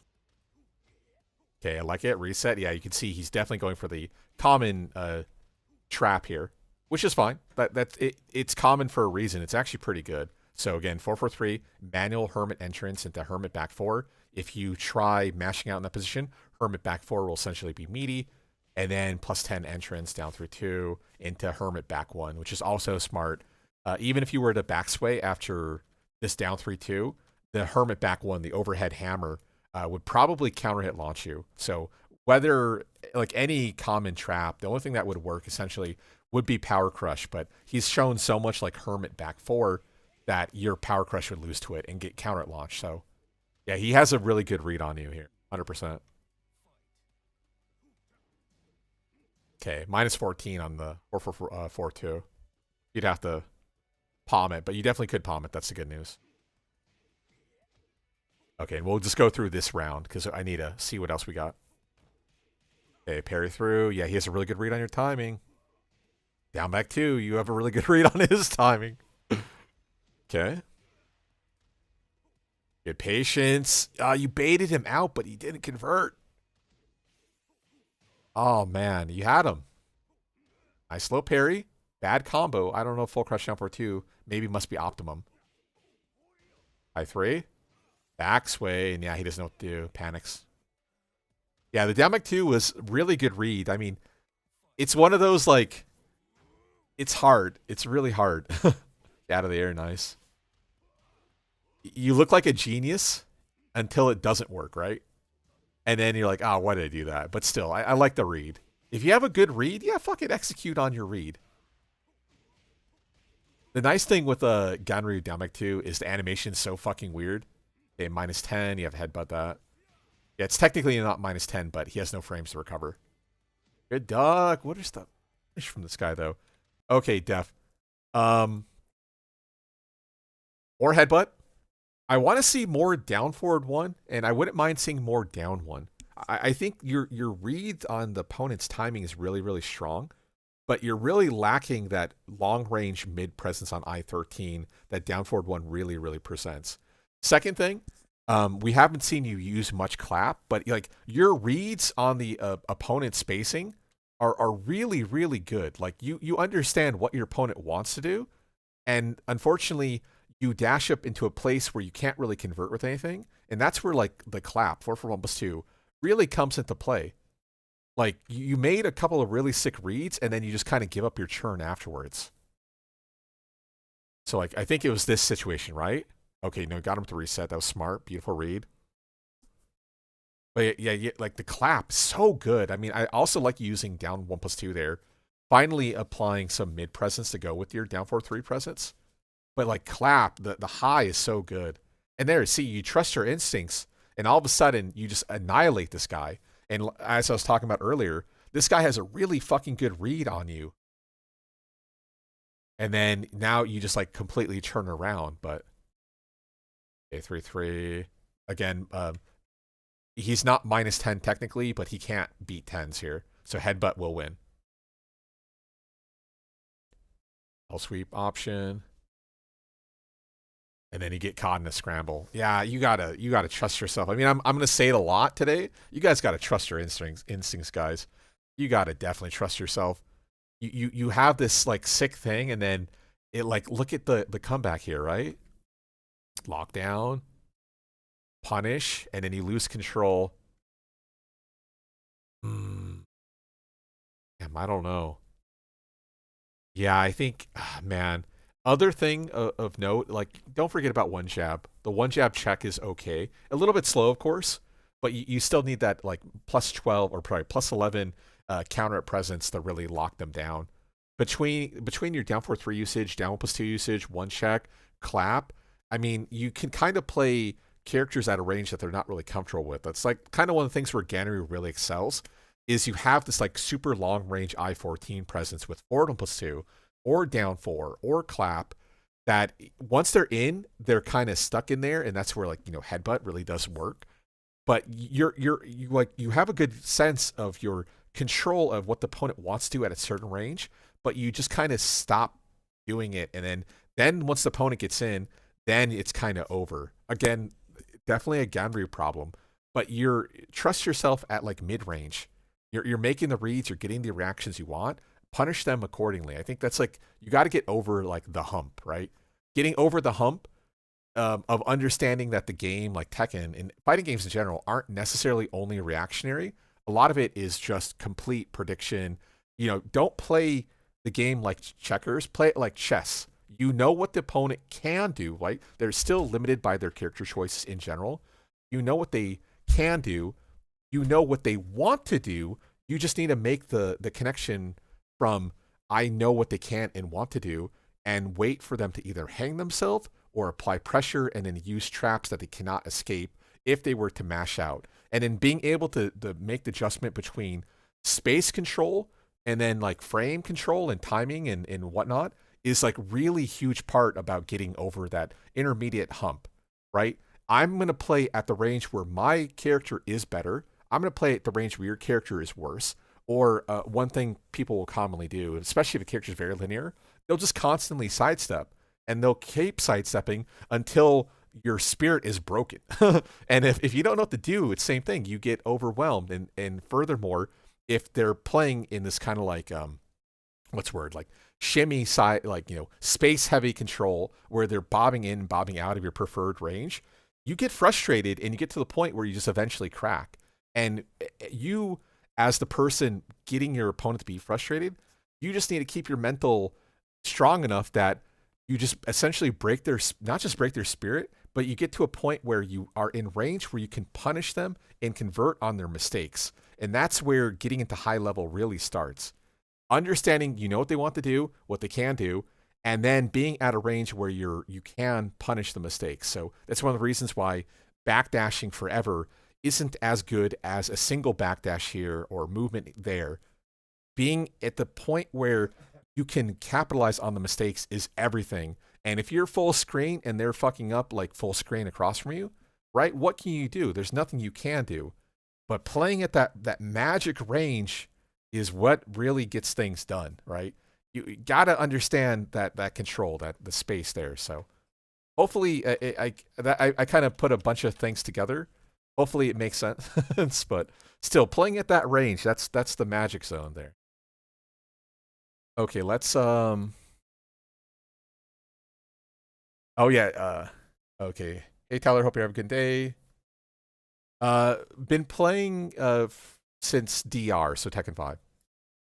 I played it like when I was younger, but at the same time I was more of like a Mortal Kombat guy. Soul Calibur would be like the first, Soul Calibur 2, sorry, would be like my first competitive one. And then yeah, Soul Calibur 3 came out and it's like, okay, we're good. No more Soul Calibur. I still play it occasionally. I own them, but I don't know. It's kind of a, I don't know. It's not quite there. Maybe in the future, you know, the Soul team will improve things, but Soul Calibur 6 wasn't bad. Yeah, you can guys ask questions. In Soul Calibur, I played Astaroth, Mitsurugi were definitely my mains. Modern Soul Calibur, it's funny, like, I played Soul Calibur 5 back when Viola wasn't good. And then when I stopped playing Soul Calibur 5, right, to focus on, I don't know if it was Tag at that time or whatever, then Viola became hella crazy OP. Like, fuck, why did I keep playing? And then Siegfried, specifically Nightmare, like old Nightmare, new modern Siegfried, which is kind of, if you understand Soul Calibur. MK, for sure. Scorpion, Sub-Zero, stuff like that. Cyrax. I'm more of a MK2, MK, UMK kind of player back in the day, so I want to get a red name before T8.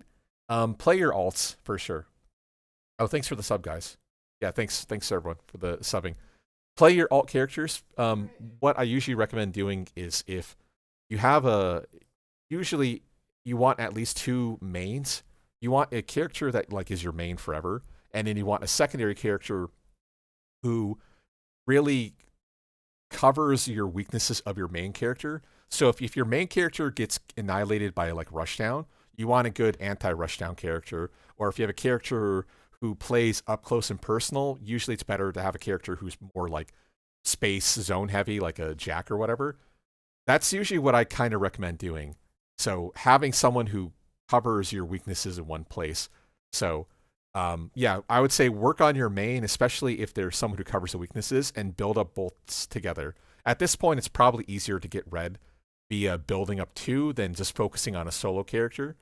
Otherwise, you could always do what I did, and I just leveled up every single character, and that's how I got my 530,000. I got my purple name from that. Have I seen the... No, I have not seen the latest one. Good secondary character for a character like Lee. So Lee, counter it heavy, up close and personal. I would probably recommend either a Dragunov. A Leo would probably be a good choice. Maybe a Heihachi would probably fit well too.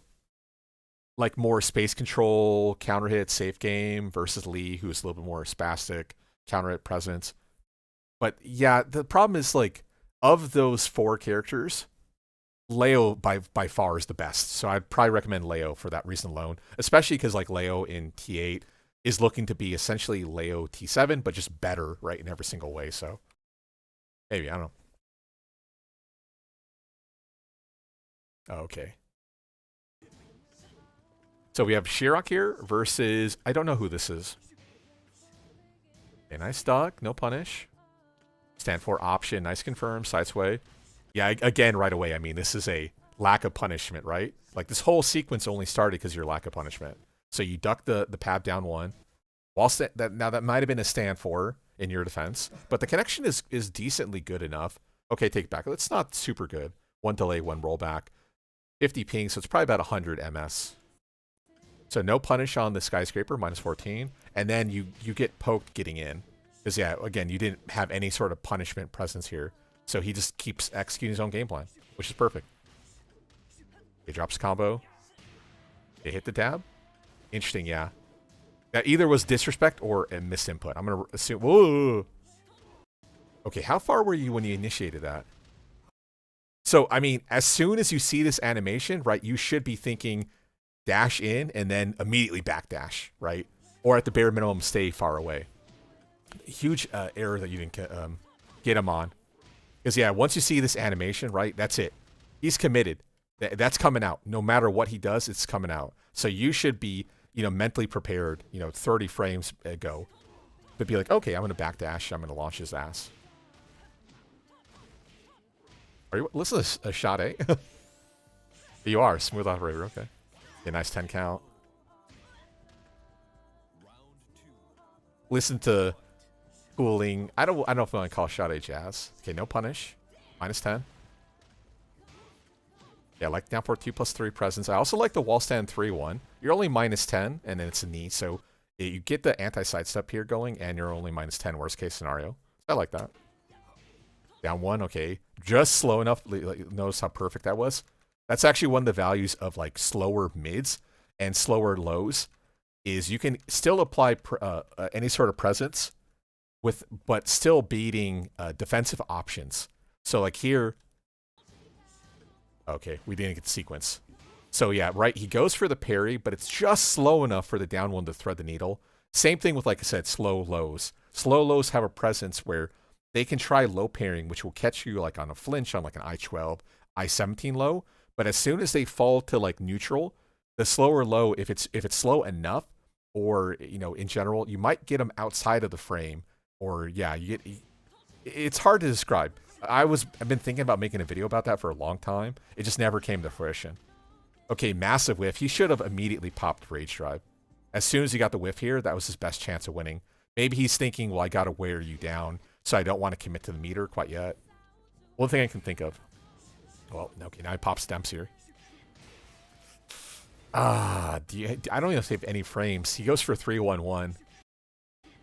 Yeah, maybe. Damn, you know what? I'm thinking even if he went for rocket launch, the parry probably wouldn't have worked. It might have been better just to close up. Yeah, obviously, I mean, hindsight 2020, but still, it's probably better to close up there anyway. Punish? Minus 12. Yeah, Sonic thing is 14, but it's only minus 12. Or 2-2 on 14, yeah. Side sway. I still hate the side sway open gambit for Leo. I'm gonna shit talk it every time. Don't do that shit. Okay. On the wall. Okay, I don't hate the adjustment there. I stuck. Whoa, wait. Oh my god. Was that up forward 2-1 that he parried? It was. Oh god, what are these what are you guys talking about here? Video game processed? Okay, sure. You hate the Lee Jack matchup personally. Yeah, Leo's a great choice. Good choice for T8 if played Lidia. Honestly, Asusena is really fucking good. I think Asusena plays close enough to Lidia that it wouldn't be that weird for you to make the jump. Like Eddie Backlash on Twitter, color. I don't think it's Lucky Coley has anything to do with it, Raven. Stuck between TK and TGP, you feel like grinding out the game doesn't fun. And TA I should play more ranked. Both. The good news is when the game first comes out for T8, that there's going to be like the ranked is going to be crazy, right? You're going to have a bunch of people who are brand new. You're going to have people who aren't brand new or are returning people. You're going to have a bunch of people who are still playing the game currently, like myself, who are going to go in. So I think at first, for sure, you're going to definitely want to focus on rank just to feel like the chaos of what's going to be the first 2 weeks. It's going to be chaotic as shit. With that being said, yeah, play tournaments. Yeah, there's no reason not to participate in tournaments, especially because so many of them are online nowadays. I definitely recommend going to like local scenes, support your locals, go to major tournaments. I don't know what country you're in, but yeah, I'm sure there's probably some sort of big tournament that's local to your country. If you're in America, I would say Combo Breaker, CEO, Evo are probably some of the best majors you can go to. If you're in EU, I think Head Stomper, I think is one of the bigger ones. Probably I'd recommend Head Stomper. But yeah, find like the big event, because if people forget like the C part of FGC, like, right, the fighting game community, just being a part of the community, and you don't even have to participate, just like feeling the energy by going to a major is like really big. So I highly recommend Evo, if not for the tournament, but for at least to get the Vegas experience is great. But yeah, meeting up with people, even people you play online, if you don't talk to them like in person very often, just seeing them in person, and like I said, the energy that's in the room when there's a fighting game tournament is like tremendous, and it cannot be beat. So I highly recommend it. If you do have a local scene, support your local scene, but at least go to one major event per year. If you don't even have to be like super good, if you're just okay, like just to get the feeling, the energy is incredible. With that being said, if you're like complete beginner, it might be harder to sell, but at least you're there, you get the energy in the room, you see the finals. It's really good.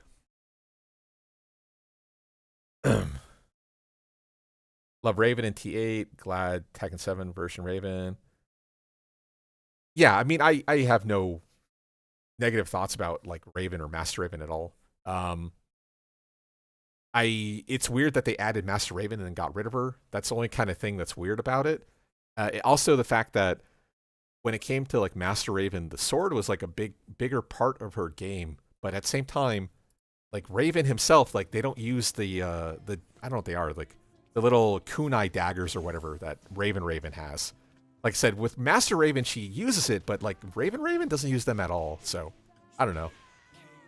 Okay, I don't hate the down back three. The back sway there is not horrible. Oh man.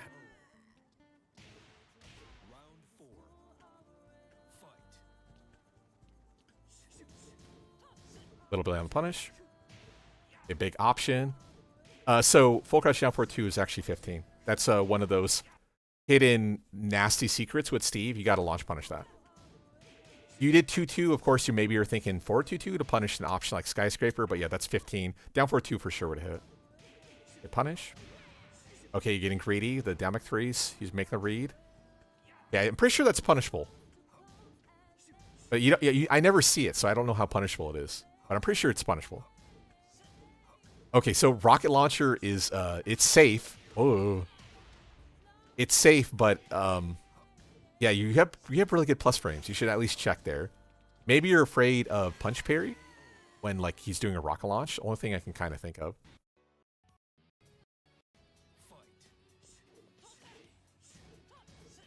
High option. Down one entrance. Okay, no punish. Oh. Range. Oh my god, down one again. Oh, big whip. Yeah, he's just messing with you. Okay, one thing I can tell you right away is you need more low presence. You need Hell Sweep, you need down 3, you need something here. All those options will high crush him. So if he goes for like a keep out back 1, you're going to naturally win, right?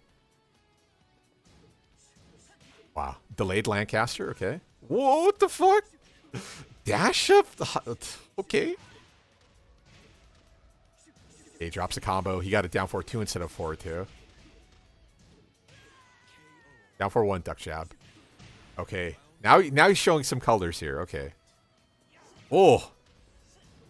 Sure, you can end the parry again against up forward. Okay, so one thing of note with the up forward 2-1, you can drop into BOK, right? You can make the adjustment. You can BOK drop and then go for like BOK 2. So it's working because you're finishing it, but you don't have to finish it. Okay, a little bit too far. We're not playing Tekken 8 yet. Okay, too far as well. Unfortunate. Oh, wall bounce. Perfect. Got the right weave. Okay, light punish. No punish. I option. That's safe on block in this game. You have to duck it. If we were playing tag, the Sonic thing was a real punish.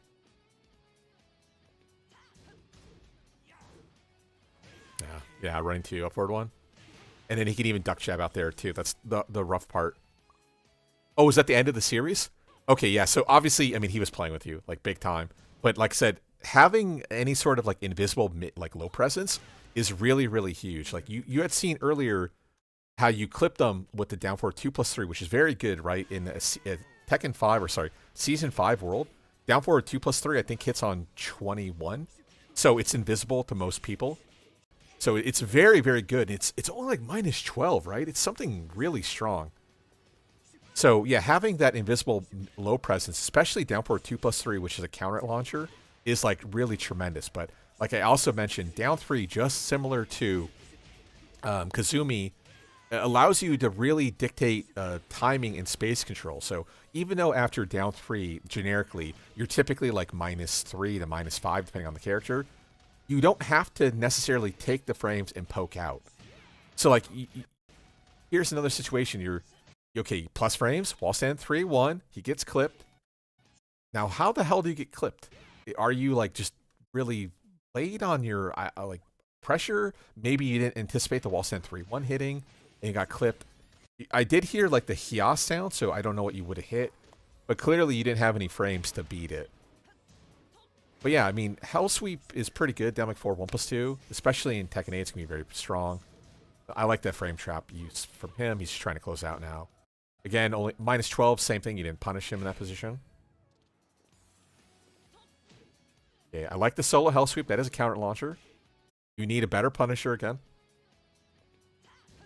Safe option. And then frame trap, running 2 plus frame lockdown into upward 1 turn steely sort of thing. No, I don't use Instagram, no. Curacao, a small island in the Caribbean. Trying to play at a pro level. Ah, okay. Yeah, that's... Unfortunately, you got the worst in that case then. I know that we covered it. I can't remember the major that was held in Puerto Rico. You can go to that major. That actually seemed like there were quite a lot of players there. So I would imagine Puerto Rico's not that far from Curacao, but I don't know for a fact. My apologies. Do I think of Leo K&K cancels, Inswell Stand 3 pickups? I doubt they'll be gone, but I don't know for a fact. Well, no, so BOK 1-2 is, as far as I know, still there. It's just going to be a launcher instead. So you don't have to do the technical pickup with BOK 1-2 anymore. You just do BOK 1-2 and then do the combo of your choice. So my guess, it'll probably some sort of structure like dash up, stand 4, back 1-4, K&K cancel, so on and so forth. And then maybe ending CD, wall stand 3-1, 1+2, something like that. But yeah, it's just going to be now an explicit launcher, which makes me think that BOK 1-2 will probably have less carry. Less pushback on blocks. So it is -14 in this game, probably -14 in the next game as well. But still, yeah, my guess is going to have no pushback. So now everyone's going to know it's at least 14. But yeah, Shirok here. Again, you're playing against your character, against your opponent's character. High presence, right? You definitely need more punishment for sure. and then also just more down back 4, down 3, down 4, 2+3.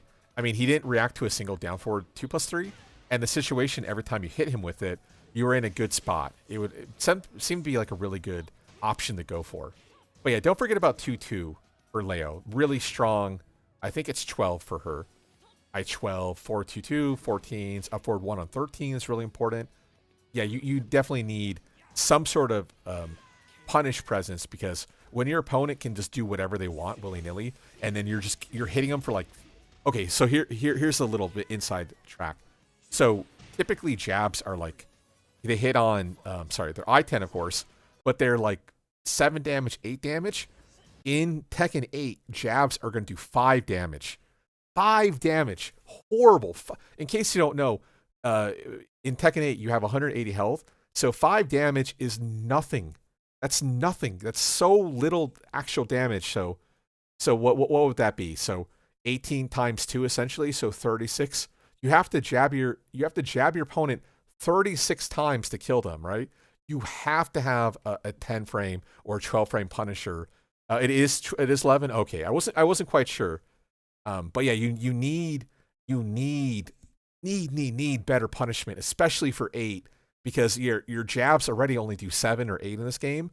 Now divided by almost half. I mean, it's so painful. Like you gotta punish. You gotta do something, because while the frame data on one jab is good, the damage is horrible, and it's only gonna get worse in 8.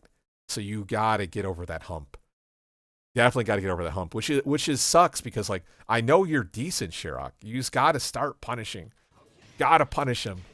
You don't have to necessarily get max punishment. You don't have to 2-2 or 4-2-2 every single time, but at least 1-4. You need at least the 1-4 presence, and it hurts me. You gotta get over that hump, man. You guys got to get over that hump. What are my thoughts on Tekken 8?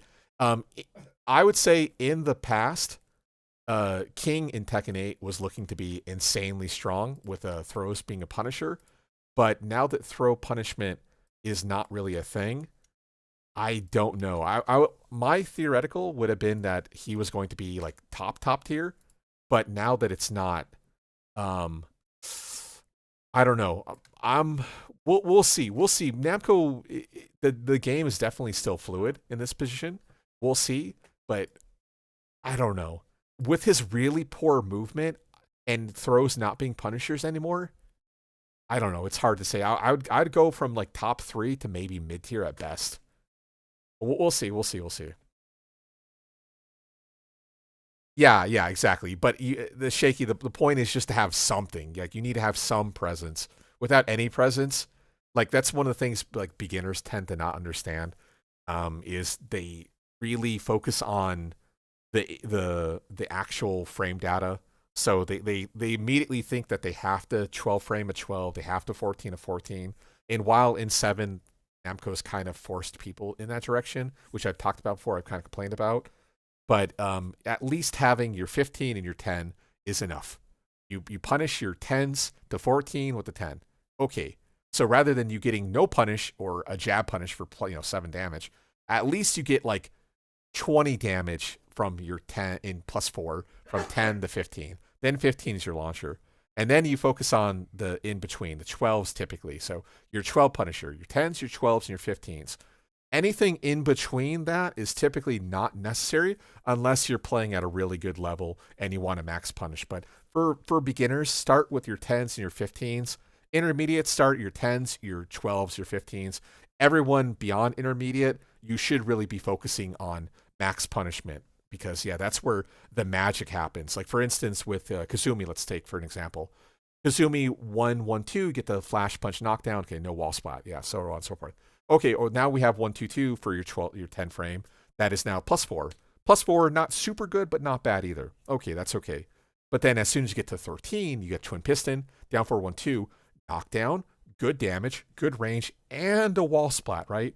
So you need to be sure to punish your 13s and your 14s with the TP, with the get you wall splat, and then you do extra damage, so on and so forth. So focus 10, 15, 10, 13, 15, and then once you're beyond that level, start focusing on like specialty punishes specifically. So Oh, you breaking? Okay. Okay, nice hop kick. Cat 2. Okay. It's probably better. Oh, what the hell? You had like an intro? What the fuck? It's probably better to take the double jab here. You calculated it perfectly, but if you didn't get the just frame, I don't know if the stand 2 line was a kill. If you had done double jab like 1-1 back 3, it probably would have worked. Oh, one other thing of note. I'm not a Lidia player. I know how to play her somewhat, but I'm not a Lidia player. Okay, nice patience. Yeah, I don't hate the 4-4-3 there. Big whiff, though. You typically don't want to use 4-4-3 in a position where it's going to get you blown up. He could have arc blast you easily. Okay. 4-3 line. The forward 4. Ooh, I don't know about the manual cat long range. Okay, pick up. Just Lars problems, by the way. He did the beautiful read at the back 1-2 counter hit, but can't pick up. Because he mistimed it or just random shit happened. Okay, 4-2. Interesting. Better Oki. Oh, big 2-1-3. Are you dead? That is not a good combo. Oh, what are you doing? Okay. Oh my god. Why would you down 4-3 there? Down 4-3 probably we hit like 95% of the time, but just take easy kills. What happens if you hit 4-3 instead of down 4-3, right? You die. Okay, backs away. Okay, cross under. -10. Okay, -12. Got clipped again. What's he gonna go for? What type of Oki? Oh, he's going for carry? Okay, gotta punish. A little bit late. Okay, so let's talk about, like... Because I'm more of a Lars player. So, okay, so he went for basically a big boy combo. So, DE2, forward 1, 2 line, DE1, back 3, SE 3+4. But then he goes for 4-4-3 +4. So the reason he went for 4-4-3 +4 is he was trying to get a buffered DE, and the way you get with Lars, dynamic entry is done by doing forward and +3. So because forward 3+4 isn't a move for Lars, you can dash in 3+4, and then it will option select to forward 3 because he doesn't have a forward 3+4. But you have to do the timing such that the forward 3 is buffered. Like Dragunov has something similar with forward 3 lines where you do forward 3+4. Same thing, I have a Dragunov video. You can find it on my channel, how to perform that.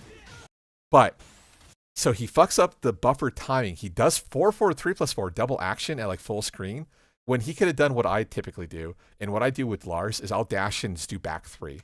Back 3 has hella range. Now, maybe he wanted to do double action. I don't know, it's hard to say. But yeah, -10. Yeah, you're a little bit late that time. I can't see the connection either, so hard to say. Overhead plus frames. Oh, that's spicy. Back 1 +2. So back 1 +2 is not a counter launcher, right? It's just like a +8. But it's a high crush, so that's spicy. Okay, big trade. Not dead. You go for a reset? Okay, you go for a reset. Yeah, he didn't tech roll, so the low rage drive didn't work. And then he pops his own rage drive. I mean, so far you seem okay. Okay, 3-2, non-JF. Okay, combo drop. You got a back 2, back 3. Yeah, fat fingered probably. Not back 2-3. Okay, careful with 3-2. Also, it's not that difficult to hit the 3-2, like 3 just frame 2. There's tricks to hit it, but maybe you're just having a bad day. Okay, good patience. Wall sent you a little bit greedy. 1-1, punishable. Wow, okay, down 2 into full crouch down 4-2, and now you're dead. Okay, but is he going to rage art? Why, Lars? Why? Oh, look at the track on DE2. That's smart, because DE2 is a steel pedal. Okay, let's jump ahead.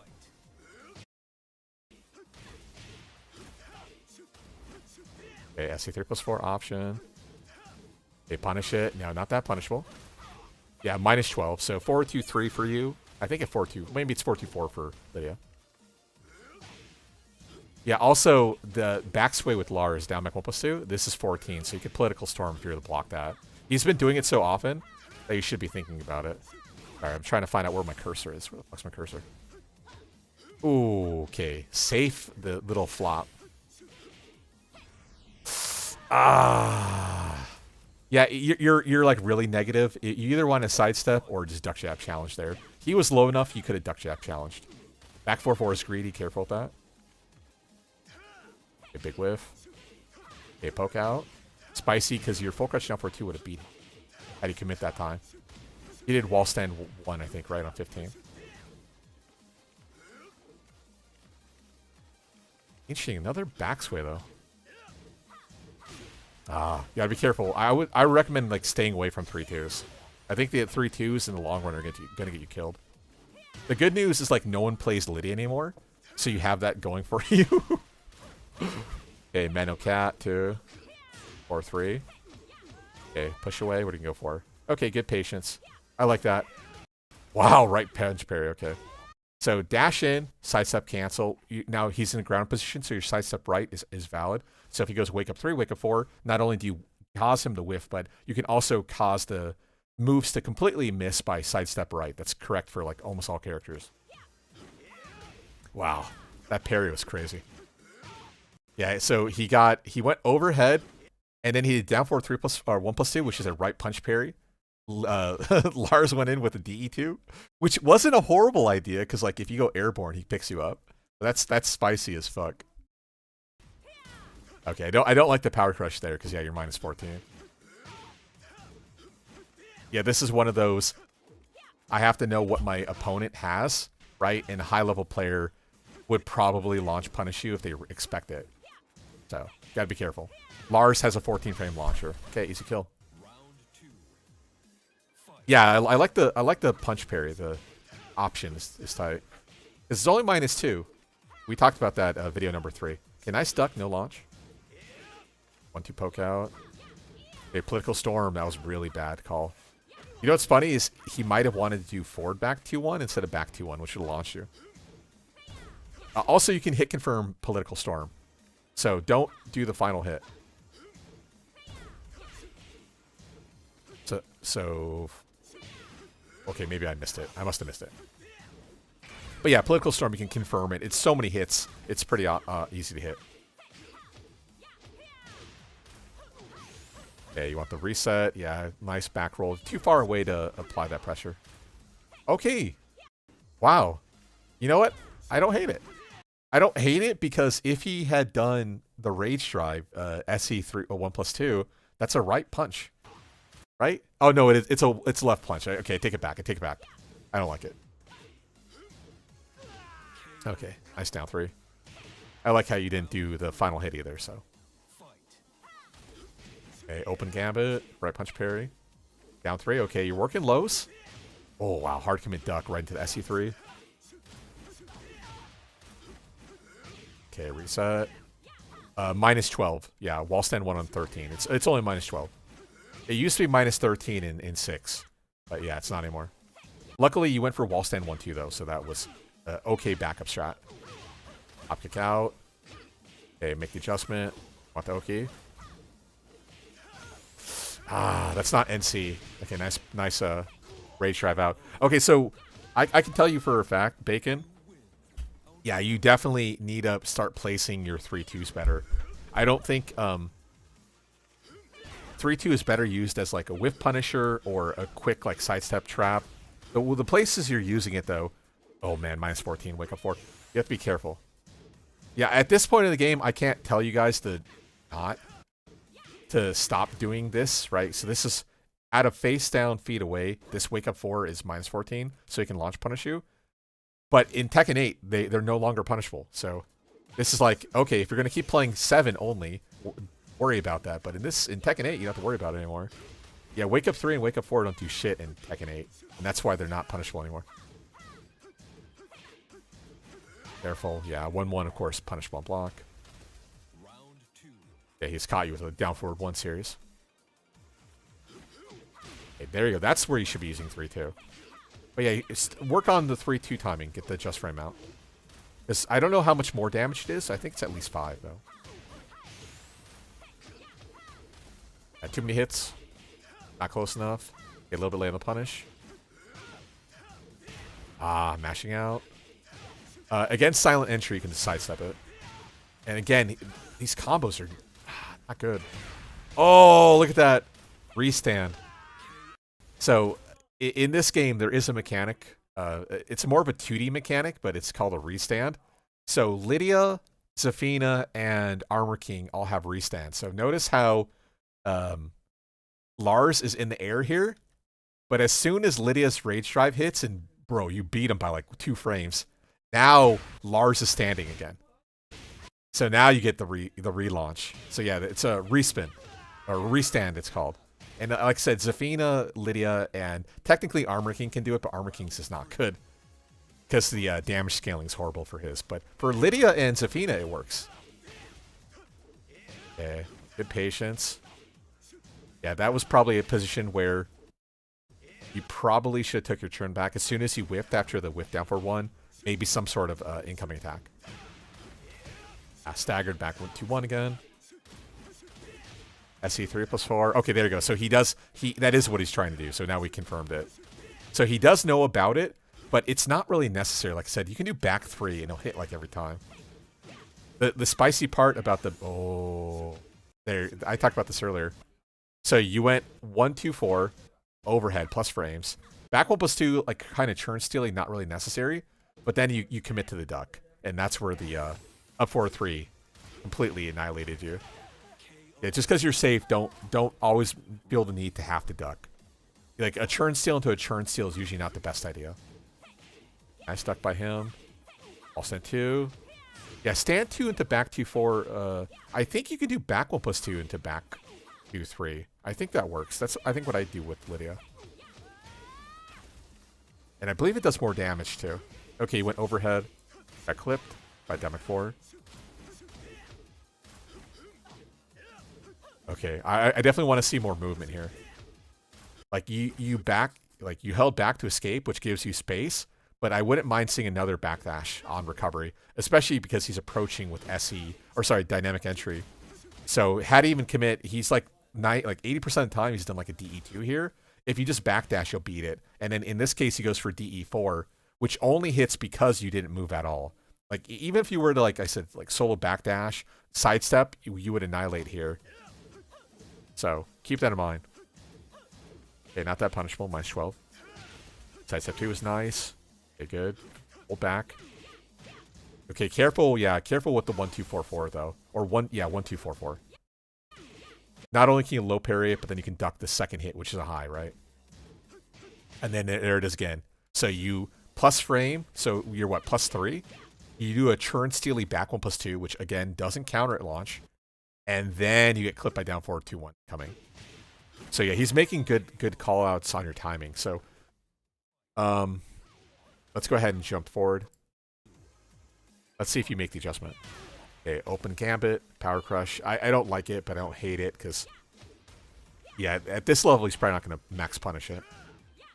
But you have better opening gambits. Okay, careful with back 4-4, kind of back roll catch.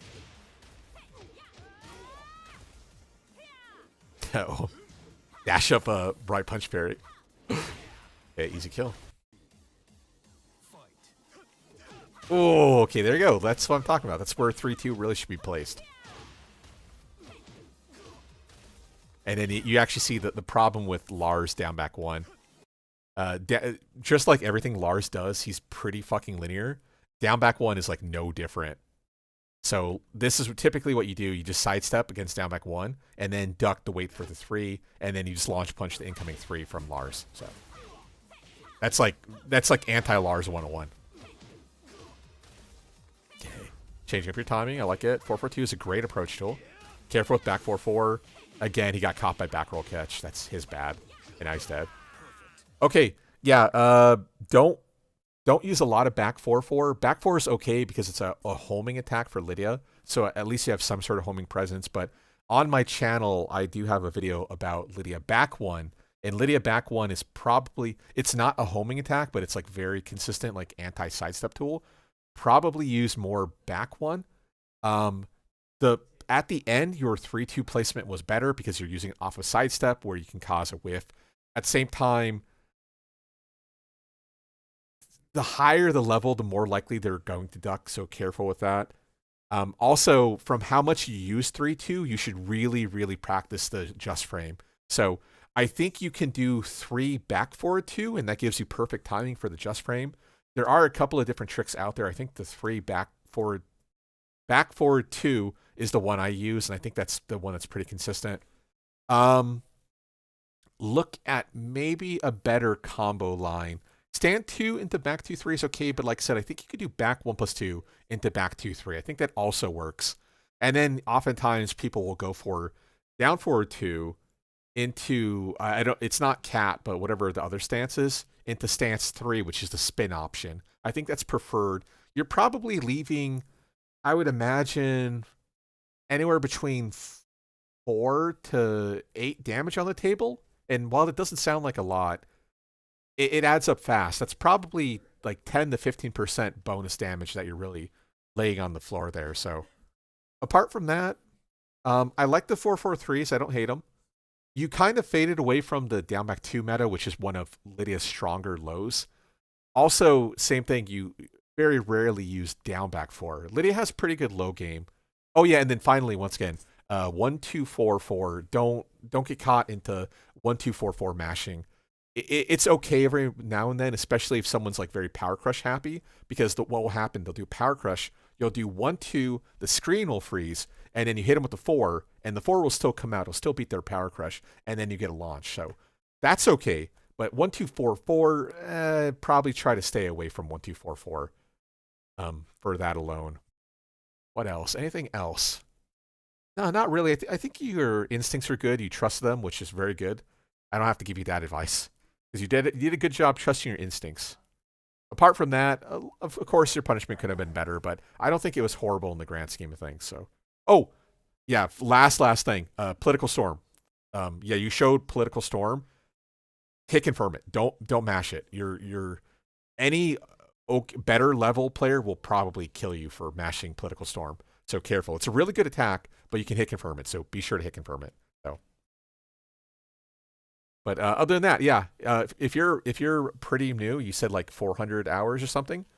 Yeah, you're or 350 hours. Yeah, you're in a really good spot for 350 hours. So keep doing what you're doing. The only problem, of course, is in Tekken 8, Lidia doesn't exist. So that's not a good thing. But what can you do? Okay, so let's close it up. We're going to cover these last 2 ones. This will be it. Let me close submissions. We will do this again. I'll make a post later today, a poll for you guys. We'll do a poll, and then we'll see if you guys want to do going forward, before T8 comes out or after T8 comes out. But yeah, please save your clips if you want me to take a look at them. Okay, so we're looking at this from the lead player. Okay, down 3. Nice movement. 1-2-4 out. Nice punish from this guy. I don't know if he meant to punish that, but that was a real punish. A nice. Whoa. Okay. Sidestep deep down. Down 4 3-2-3. That's max punish. So that's good. So from that alone, like even though you're Raijin, you're playing at least at Yaksa. At least. Okay. I don't like the 2-1 forward line. You could do back 2-4 option there. Now 3. Okay. This guy's also way higher than Divine Ruler. Good pickup. Running option. We're going to do 4-3 plus 4. Okay, 4 slide 50-50. You do wall stand 1. Nice patience on the whiff.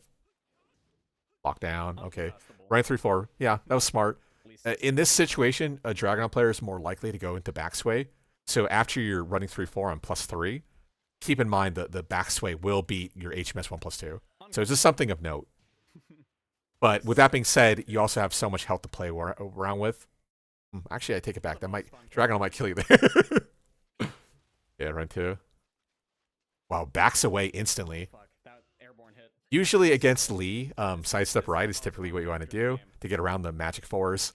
So here, he probably should be thinking SSR, and that's probably why you're counter stepping left for alignment purposes. So logical.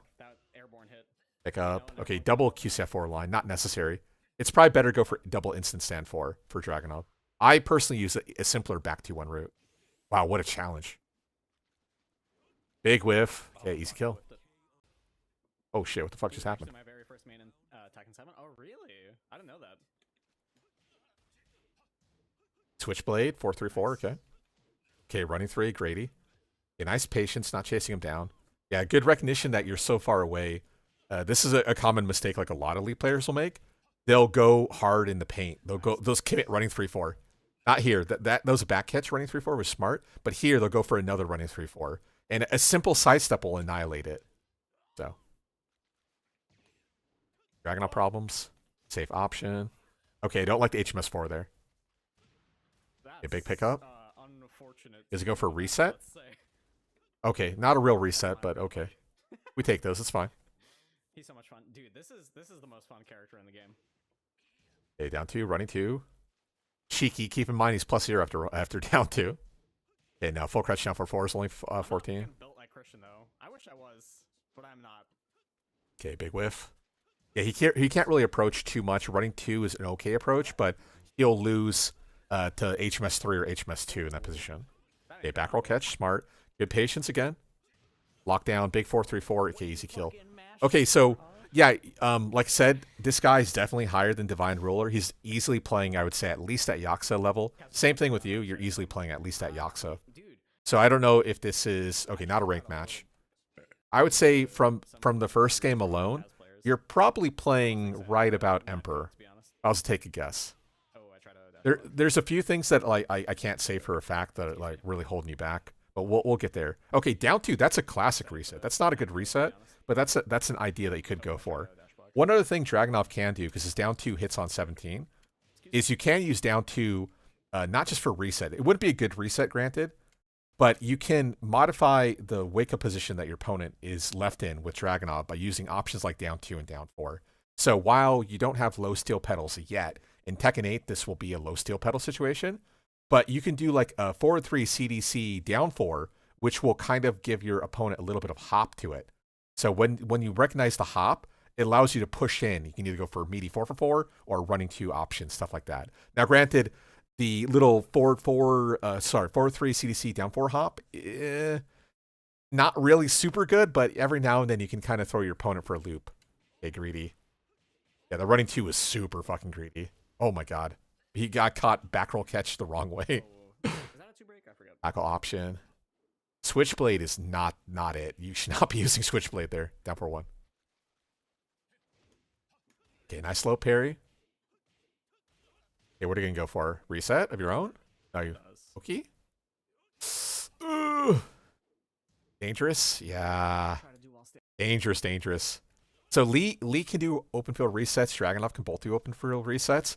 The only thing I don't like here is you dash in, right? You dash in at timing where wake up 3 or wake up 4 is a force 50-50 against you. And then you apply the slide mix up. But you're not waiting for like an obvious mistake, and you're adding chaos to the situation, right? So by you going for a slide, unless you 100% have like a trap ready to go, you have no health to play with, so you gotta be careful. So then you got, of course, generic full crouch down 2, so you're like -6. So unfortunate there, but I would like you to be playing a little bit further against a grounded opponent. That way, if they whiff against you, you're ready to punish with an option like 4-3, or even like a dash up back 4 meaty timing trap, which is something I personally love with Lee. Back 4, you can force them to be meaty against grounded. So with that little health, of course, if you whiff, then we'll wake up 3, fucks you up, but still. Okay, 4-3-4, careful. Dragunov's movement is very good. Can't do that for free. Pick up. Okay, interesting. Immediate back 2 line against the stand 4-4. He does not. Wow, upward. HMS up 4-4. Okay, let's go. Okay, greedy. Yeah. He tries to apply, same thing. He's trying to apply pressure with down 2 at +0 into running 2. He drops the input. He gets forward 2 instead. Now, granted, he does have the backup strat with forward 2 delay 4, but you can technically sidestep on a delay. Nice. So input drop. He thinks they will buff Kaz in the future, and they might. I don't really. Yeah, you can space out the wake-up kicks to a really good spot. Just wait for them to make the mistake, and Lee has the range, right? You have the rage going for you, where wall stand 2-3 into rage drive will be a kill. So it's all your advantageous there for sure when you have meter, and then furthermore you have 4-3, which is absurd range. Okay, 4-4. I like the down 2. You have to be careful as the Dragunov player not to get overzealous with down 2 usage, though. Wow. Pickup, you weren't ready, though. HMS 4, careful. Yeah, seeable low. HMS 4 loses to option select 2. Okay, a little bit late on the pickup, unfortunate. But you're so far ahead. Okay, you got the little punish that time. Okay, 1-2-4 is okay. I would say work on 1-3-3. Nice duck. Oh, no challenge. Gary. You're so far ahead you could challenge there. Nice. Keep in mind, your +0 S, right? Both you and Dragunov, you have infinite kick on 10. So if he goes for duck jab after down 2, he loses. If he doesn't go for duck jab, he can still lose on the 50-50. At this level, even though, like I said, he's playing at least at Yaksa, even at this level, against a Yaksa, you're going to win. You're going to win. Don't worry about it. Okay, back 3. That running 2 is super late. Back 3 is +11 G, if I remember correctly. Oh, nice. Yeah, don't forget about infinite kick. Super good. Okay, pick up, yeah. Yeah, he's not big enough for you to get the back 1 loop there.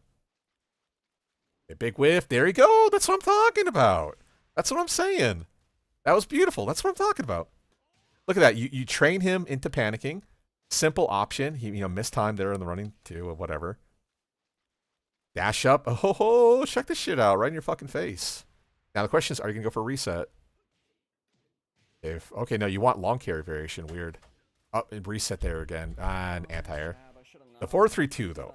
I don't know about that combo structure, though. That's fine. That's 4-for-3. Good whiff. Okay, a little bit late. It's okay. He didn't max punish you, so you don't worry about those. Okay. I don't know about 4-for-4 there. That doesn't seem like a good strategy. So, lockdown, +7 for you, wall stand 2-4, into 4-for-4. Like, what are you reading, right? What does 4-for-4 beat that 4-3 doesn't beat, and stuff like that?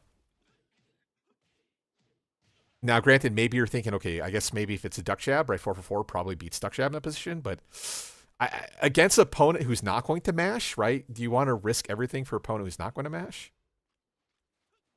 Oh.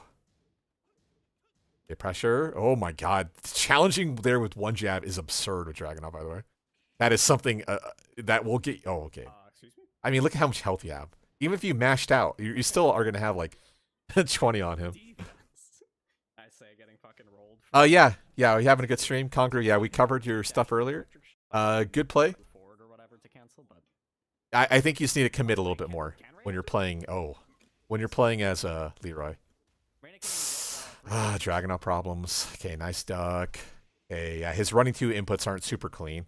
He's now making me think he's not actually Yaksa. It's possible he's having a bad day. I don't want to discredit this guy too much. But now I'm starting to push him a little bit closer to Raijin. Oi! Okay, up forward 3 gambit. Back turn. Running 3, careful. Running 3-4 from downtown. That'll get you blown up, especially against Dragunov with the good movement. Wow, nice challenge. Back 1-2, spicy. I wonder if that would beat HMS 3. By beat, I mean trade positive against it. I'm inclined to believe not, because Dragunov doesn't have shit like that, but yeah. The wrong way. Backing up. Yeah, finally kind of getting out of that mindset. HMS 4, don't do that. Oi, max delay 4-4-3, which... Funny, you got counter out on 4-4 anyway. So he double mashed. Okay, I like the running 3-4 there, though. Yeah, and like range 1.5, running 3-4 is a perfectly valid strat. Anything like 2 past, it's like, don't do it. Fuck, nice. Oh, okay, let's go. Stingray cancel. Okay, now he's playing like a Lee player. This is funny. Maybe he's not a Dragunov player. Oh, big cocked hammer, and you're in trouble. Okay, not a kill, but he gets force 50-50. Yeah, down 2. Yeah, there are ways to beat the force 50-50 with time down 4, but the opponent can read it and then they blow you up. For the most part, the 4-3 running 2. I have same thing. I have a video about that on my channel. Oh, he's still challenging 1-2-4. That's crazy. Okay, nice movement. Yeah, he clips you. You try to do 1+2 non-HMS entrance, full crouch down for 4. He clips you with the Switchblade down forward 1. Okay, there you go. Got him this time with 1-4. Okay. Chaotic situation. I like the HMS drop. I like the HMS drop because that reason alone.